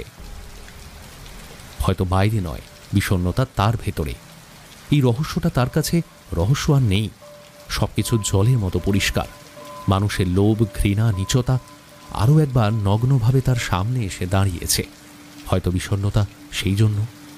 যতই সে নিজেকে জীবনযুদ্ধে পোড় খাওয়া একজন অবিশ্বাসী, সন্দেহপ্রবণ, সদা সতর্ক ভাড়াটে সৈনিক হিসেবে কল্পনা করুন না কেন, তার ভেতরে এখনও এমন একটা ছেলেমানুষী সত্তা লুকিয়ে আছে যে বিধাতার মঙ্গল সাধনে বিশ্বাস রাখে। মানুষের মধ্যে অশুভ কিছু দেখলে যার বিষণ্ণ লাগে। আজও বলেই দিয়েছিল বাড়ি থেকে সোজা ঢুকবে, ফর্মাল ড্রেসে নেই আজ। ঘরে একটাই দরজা, পুলিশ অফিসারেরা সেই দরজা আগলে দাঁড়িয়ে আছে। কেউ বাইরে যেতে গেলেই পথ আটকাবে। লালবাজার সদর দপ্তরের বড় কনফারেন্স রুম। লম্বা টেবিলের চারপাশে বসে আছেন commissioner Piyush Samaddar, ACP Arup, deputy commissioner Sanjib, crime ব্রাঞ্চের অভিজ্ঞ সুভাষবাবু, আর মাঝখানে দাঁড়িয়ে আছে সব্যসাচী। জানলার বাইরে পর্দা নামানো। পীযূষবাবু সকলকে হাত তুলে নমস্কার করলেন। আজ আপনাদের সবাইকে এখানে ডাকার উদ্দেশ্যটা হচ্ছে, প্রথমেই জানাই ইলোরাকে কে খুন করেছে, ইলোরা হত্যা রহস্য আমরা সমাধান করে ফেলেছি। এই কঠিন কাজটা অবশ্য মূলত আপনাদের সবার সহযোগিতা ছাড়া সম্ভব হতো না। আমরা ঠিক কি জানতে পেরেছি সেটা আমরা আপনাদের জানাতে চাই। সেটা জানলে আপনারা বুঝতে পারবেন কেন সবাইকে এখানে ডাকতে হলো। মৃত্যুর সঙ্গে আপনাদের সকলের ভাগ্যই জড়িত বলে আজ আপনাদের এখানে ডাকা হয়েছে। এই রহস্য সমাধানের একটা গুরুত্বপূর্ণ আইনি তাৎপর্যও আছে। তো সবটা খোলসা করবে আমাদের তরুণ অফিসার সব্যসাচী। নাও স্টার্ট করো তুমি। 1 মিনিট স্যার। সব্যসাচী, দেখো, আমরা তো একভাবে এগোচ্ছি। দুটো অ্যারেস্ট হয়েছে, আর সেটা তুমি বলার পরেই হয়েছে। এই অবস্থায় আরও এগোনোর আগে খুব অনেস্টলি আমি জানতে চাই যে তুমি এই ব্যাপার নিয়ে কি ভাবছো, কোনো সিদ্ধান্তে এসে পৌঁছাতে পেরেছো কি? কারণ দেখো, তোমার ওপিনিয়নটাকে কিন্তু আমরা খুব ভ্যালু করি, তবুও। স্যার, সবই আমার মাথায় আছে, বললে সবটা ক্লিয়ার হবে। আমার মনে হয় ওকে বলতে দেওয়া উচিত। সব্যসাচী আর ভূমিকা না করে শুরু করল। কেসটা যখন আমি হাতে পাই তখন প্রথম যে ধাক্কাটা আসে সেটা হচ্ছে সবুজ রক্ত, যেটা দেখে আমরা ভেবেছিলাম এগুলো ভুয়ো, ফিল্মি ট্রিক, কালার মিক্সিং, যাই হোক। কিন্তু ফরেন্সিক রিপোর্ট বলল ওটা হিউম্যান ব্লাড, আর তার গ্রুপ ইলোরার সঙ্গে মিলছে। এখানেই শুরু হয়েছিল আমাদের সন্দেহ। কিন্তু জেনেটিক টেস্টে একটা বিপরীত ফলাফল এলো, এটা ওর বাবার রক্ত নয়। তাহলে প্রশ্নটা হচ্ছে রক্তটা কার? প্রশ্নটা হচ্ছে এমন কে আছে যে বাবার মতোই ক্লোজ? দেখুন, হয়তো কারোর কারোর ব্যক্তিগত জীবন নিয়ে দু একটা অপ্রিয় কথা আমাদের বলতে হবে, কিন্তু এটা বলতেই হবে সত্য উদ্ঘাটনের স্বার্থে, আইনের স্বার্থে। আমরা এর জন্য ক্ষমা চেয়ে নিচ্ছি। নাও কন্টিনিউ সব্যসাচী। এবার একটা ঘটনা বলবো, পুরো গল্পের মতো। গোড়া থেকেই বলছি স্যার, মাঝে মাঝে একটু অনুমানের মিশেল থাকবে, কিন্তু সেই অনুমানের বাস্তব ভিত্তি আছে। আমাদের কি এখন আপনার গল্প শুনতে হবে? What the fuck is going here? কানের নিচে সবাটা একটা থাবড়া পড়লে না ঠিক বুঝে যাবি কত নম্বর বাপের বেটা তুই। চুপ করে বস শালা, ওখানে বস। আজ থেকে অনেক বছর আগে সরকারি দপ্তরে কর্মকর্তা নির্ঝঞ্ঝাট জীবনযাপন করতেন। বস্তুত উনি মাইনিং ডিপার্টমেন্টে ছিলেন। একদিন ঝাড়গ্রামে সোনা উদ্ধার হয়, হড়প্পা সভ্যতার এভিডেন্স পাওয়া যায়, তাই বেশ চাঞ্চল্য ছড়ায়। খবরের কাগজে ছাপা হয়, ফলাও করে লেখা হয় উক্ত ভদ্রলোকের নাম। সেটা জানতে পারে তারই ভাই, যিনি আসলে আইডেন্টিক্যাল টুইন। এখন এই দ্বিতীয়জন মানে ছোটজন ছিল একটু বাউন্ডলে টাইপের লক্ষ্মী ছাড়া, কিছুই করে উঠতে পারেনি জীবনে। দাদার সঙ্গে বনিবনা ছিল না, কিন্তু তার সাফল্য দেখে তার হিংসে হতো। দাদার ভরা সংসার, সুন্দরী বউ আর মেয়ে, এদিকে সে বাবার সমস্ত সম্পত্তি পেয়েও স্বভাব দোষে সব নষ্ট করে ফেলেছে। অথচ সে অনেক বেশি প্রতিভাবান, সমস্ত কিছুতেই ভালো। কিন্তু আজ সে কোথায় আর দাদা কোথায়? দাদা সোনা উদ্ধার করেছে জানতে পেরে সেটা হাতিয়ে নিতে চায় দাদার পরিচয় নিয়েই। যেহেতু তারা যমজ, তাই লোকে চিনবে না এমনটাই ভেবেছিল। কিন্তু সচ্চরিত্র দাদা এটা জানতে পেরে যায়, তাই ভাই দেখে নেই মামার চেয়ে কানা মামাও ভালো। সে দাদাকে লোভ দেখিয়ে বলে যে 50-50 ভাগ হবে। কিন্তু দাদা তো তার মতো লোভী নয়, পুরো একেবারে অন্য ধাতুতে গড়া। দাদাকে প্রথমে বুঝিয়ে রাজি তো করাতে পারি না, উল্টে কথা কাটাকাটি শুরু হলে দাদা পুলিশ ডাকতে চায়। সেই ভয়ে সে দাদার মাথায় ঘা মেরে তাকে খুন করে বসে। ঘটনাটা বাড়ির কাজের ছেলে গণেশ দেখে নেয়। অতঃপর তাকে ভয় দেখানো হয়। তারপর সোনাগুলো বের করে নেওয়া হয়। নেওয়ার পরে অদ্ভুত একটা প্ল্যান করা হয়। হুবহু একই রকম দেখতে হওয়ায় সে তার দাদার ক্যারেক্টারে ঢুকে যায়, তারপর দাদার বাড়িতে চলে যায়। আর যাওয়ার আগে আউট হাউসে যেখানে সোনা রাখা ছিল সেখানে সব সমেত জ্বালিয়ে দেয়। কিন্তু দাদার ডেড বডিটা আগুনে ফেলার আগেই পুলিশ এসে যাওয়ায় বডিটা নিয়েই পালিয়ে যায় তড়িঘড়ি করে, আর গিয়ে একটা জায়গায় গর্ত করে সেটা চাপা দিয়ে দেয়, যেটার কঙ্কাল উদ্ধার হয় কদিন আগে। যে কেসটা দেখছিলেন সমরেশবাবু, কি তাই তো? ঠিক তাই। আর সেইখানে একটা সিগার কেস দেখেই খটকা লাগে আমার। স্যার, এটা কিন্তু একটা বড় এভিডেন্সও। এটা কাজে লাগবে পরে কোর্টে। যাই হোক, গল্পে ফিরে আসি। এখন সঙ্গে থাকা হাবাগোবা কাজের ছেলে গণেশকে বোর্ডিংয়ে পাঠিয়ে লেখাপড়া শেখাতে থাকে দাদার ক্যারেক্টারে ঢুকে যাওয়া উক্ত ধনুর্ধর ছোট ভাই। সেদিনের পর থেকে ওই গণেশ ছেলেটার স্মৃতি কিছুটা আবছা হয়ে যায়। তখনই তাকে এক দম্পতি দত্তক নিয়ে নেয়। অরূপবাবুর কাছে আমি অলরেডি কিছু প্রুফ সাবমিট করেছি যে আমি একটা অরফ্যানেজের খোঁজ নিয়েছিলাম, আর পুলিশ রেকর্ডের বাকি উদ্ধার করা কাগজপত্র এভিডেন্স হিসেবে কাজে লাগবে পরে। এমনকি সরাসরি না পাওয়া গেলেও ঘুর পথে আমি দত্তকের কাগজপত্র জোগাড় করতে সক্ষম হয়েছি। কথাগুলো একটানা বলে একবার একটু এক ঢোক জল খেতে খেতে কমিশনার পীযূষ সমাদ্দারের দিকে একবার চোখ বুলিয়ে নিল সব্যসাচী। তারপর আবার বলতে শুরু করলো, যাই হোক, এদিকে বাড়ি ফিরে ওই জালি যমজ ভাই সুস্থভাবে দাদার চরিত্রেই জীবনযাপন করতে থাকে। দক্ষ অভিনেতা কিনা। একটা সময় চাকরি ছেড়ে বিপুল সোনা দানা চোরা বাজারে বিক্রি করে সম্পত্তি বাড়িয়ে নেয় আর ব্যবসা শুরু করে। তারপর ক্রমে সিনেমায় অভিনয়ে নেমে নাম করে শেষে পলিটিক্সে আসে। তবে হাজার হোক, স্ত্রী তো একদিন বুঝে যায় যে এটা তার স্বামী নয়, তাই সে সবটা ফাঁস করতে চায়। কিন্তু উক্ত ব্যক্তি তখন তাকে পাহাড় থেকে ঠেলে মেরে ফেলে। এই ঘটনার প্রমাণ হয়তো করা যাবে না, কিন্তু পাহাড় থেকে পড়ে যে মৃত্যু হয়েছিল এই ঘটনার বিবরণ কাগজ খুলেই পাওয়া যাবে। কিন্তু এরপর শয়তানটা বাচ্চা মেয়েটাকে মেরে ফেলতে চায়। কিন্তু অসুবিধে হয় যখন দেখে যে তার আসল বাবা এমন উইল করে গেছে যে বাবার সব সম্পত্তি আসলে মেয়ের নামেই আছে, এবং অপ্রাপ্ত বয়স্ক অবস্থায় মেয়ের যদি কিছু হয় তাহলে সমস্ত সম্পত্তি ট্রাস্টের নামে যাবে। শুধুমাত্র যদি মেয়ে প্রাপ্ত বয়স্ক হয় তখন সম্পত্তিটা মেয়ের নিয়ারেস্ট পার্সনের কাছে যাবে, যদি তখন মেয়েটি মারা যায়। তাই এত বছর অপেক্ষা করে সে, কিন্তু হঠাৎই মেয়েটা সব জানতে পেরে যায়, সবটা মানে সমস্ত সত্যিটা। এটা কিভাবে পসিবল? এটা তো আর কেউ জানতো না। স্যার না, ওই মেয়েটার মিথ্যে বাবা ছাড়াও আরেকজন জানত। আমরা সবাই তার কথা ভুলে যাচ্ছি। কে সে? আর কৌতূহল বাড়িও না, বলে দাও। এই সত্যিটা জানায় সেদিনের সেই বোকাশোকা কাজের ছেলেটা, মানে সেই গণেশ। কিন্তু হাউ ইজ ইট পসিবল? বলছি স্যার, তবে আরেকটা কথাও বলছি, খুব ভুল না করলে সেও কিন্তু এখানেই উপস্থিত আছে। সে ব্যাপারে পরে খোলসা করছি। তার আগে আসি খুনটার ব্যাপারে, যে খুনটা কিভাবে হলো, আর আমি সবটা নিশ্চিত হলাম কিভাবে, আর প্রমাণই বা কি। তার আগে একবার কনস্টেবলদের বলবো ওই গুন্ডা দুটো মানে ভিক্টর আর সাধুকে এখানে সবার সামনে হাজির করতে। দুজন কনস্টেবল তাদের ধরে হিঁচড়ে নিয়ে এলো। দুজন মাটিতে বসে পড়ল উবু হয়ে। সব্যসাচী আবার শুরু করলো দম নিয়ে। আসলে খুনের স্পটে ফার্স্ট অফ অল বাইরে থেকে এন্ট্রির চিহ্ন ছিল। এখন এতে অনেকটা গুলিয়ে গিয়েছিল আমার।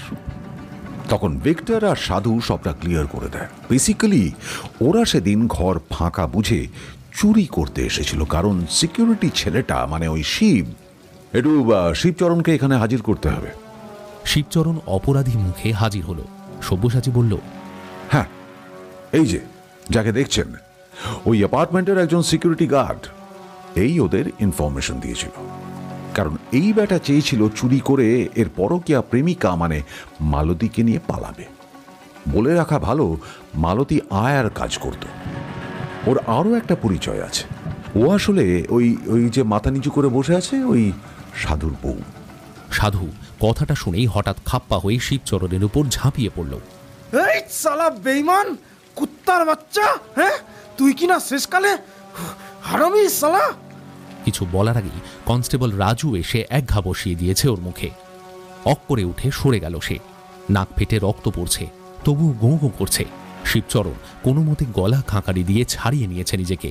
কেসে উঠে বলল, ওরে বাবা, আরে মারছিস কেন? সালা তোর বান্টু ছোট, অন্যদের দোষ দিচ্ছিস কেন বে? এই এখানে কি হচ্ছে?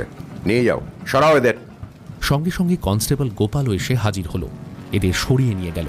সব্যসাচী আবার বলতে শুরু করলো, যা বলছিলাম, নিজে চুরি করলে সন্দেহ হবে, তাই শিবচরণ জুটিয়েছিল প্রফেশনাল দুজন, ভিক্টর আর সাধুকে। শিবচরণ ছেলেটার কিন্তু মস্ত গুণ। ওর আসল নাম শামসুর রহমান। অবৈধভাবে ময়মনসিংহ থেকে অনুপ্রবেশ করেছে। যাই হোক, সেদিন ঘর ফাঁকা বুঝে সব সেটিং করেছিল শিবচরণ। এক মিনিট, কিন্তু ওই পিন্টু ওর কি হলো? ভালো কথা মনে করিয়েছেন সমরেশবাবু। তার আগে পিন্টুর পরিচয়টা দিয়ে দেওয়া দরকার।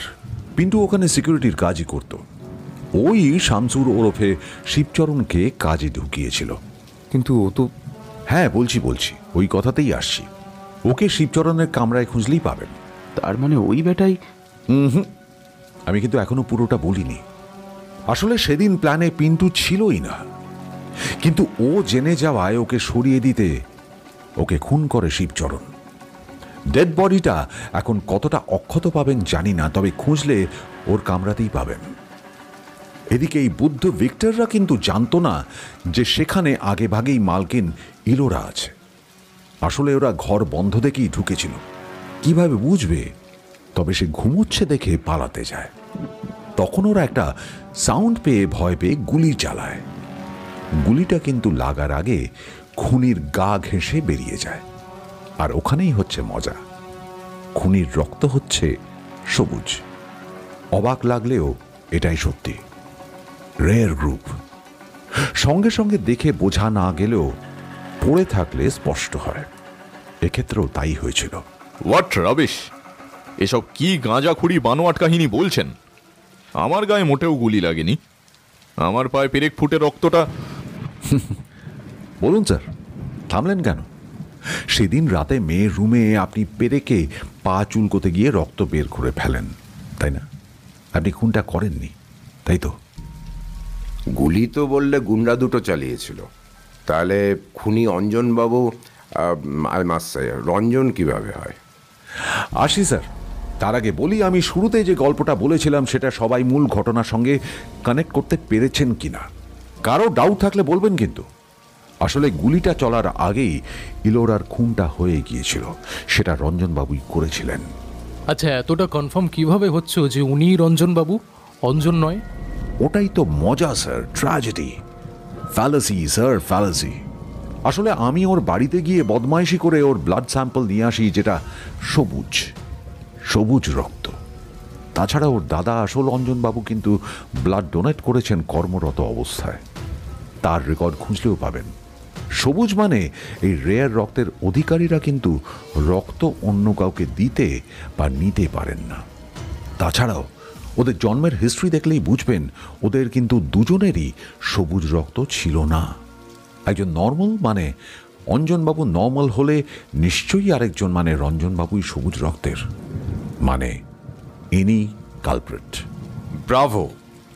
গোলটা বেঁধেছিল ওরা যমজ বলি, কারণ ইলোরা হুবহু ওর বাবার মতোই দেখতে ছিল। সুতরাং রঞ্জন দত্তের কাছাকাছি দেখতে কেউ বিশ্বাস করবে না যে ওটা ওর মেয়ে নয়।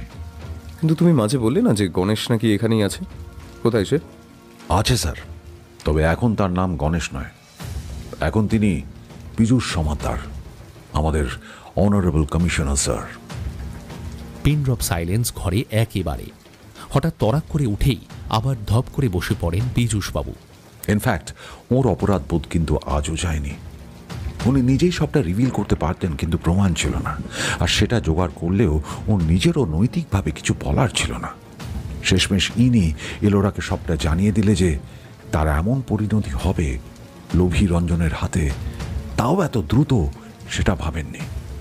এজন্য উনি আজও আমার বিশ্বাস আফসোসই করেন। এরপরে অফিসিয়াল প্রসিডিওর কমপ্লিট করা হলো। সবাই উঠে দাঁড়ালো। খুনির মুখোশ খসে পড়েছে। অঞ্জন মিত্র ছদ্মবেশে রঞ্জন, এখন পুলিশের জিম্মায়। 2 কনস্টেবল এগিয়ে এসে মেটাল হ্যান্ডকাফ পরিয়ে দিল। রঞ্জন আর কোনো প্রতিরোধ করলেন না, কেবল মাথা নিচু করে বসে রইলেন। অরূপবাবু সঙ্গে সঙ্গে রুমের কোণ থেকে ক্লার্ককে ডাকলেন। থানার বড় রেজিস্টারটা টেবিলে আনা হলো। সাদা পাতার উপর লাল কালি দিয়ে লেখা গ্রেপ্তার রেজিস্টার। সাব ইন্সপেক্টর সমরেশ ধীরে ধীরে রেজিস্টারে লিখতে লাগলেন।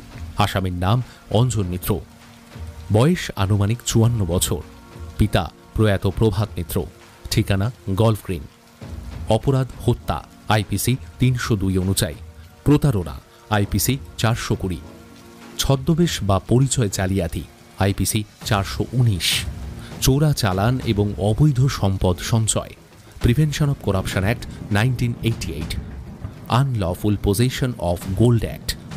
প্রত্যেকটা প্রমাণ সাদা কাগজে মুড়ে লাল শিলমোহর লাগানো খামে ভরে সিজড এভিডেন্স রেজিস্টারে এন্ট্রি হলো। প্রতিটি সিজারের জন্য 3টি কপি রসিদ তৈরি হলো।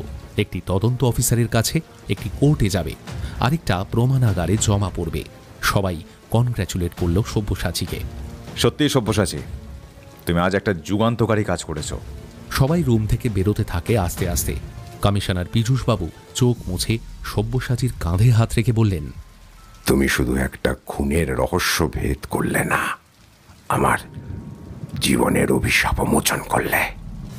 কমিশনার পীযূষ সমাদ্দার আর সাংবাদিকদের মুখোমুখি হতে রাজি হলেন না, কিন্তু একটি অফিসিয়াল প্রেস নোট ড্রাফট করা হলো, যা মিডিয়া সেলকে দেওয়া হবে।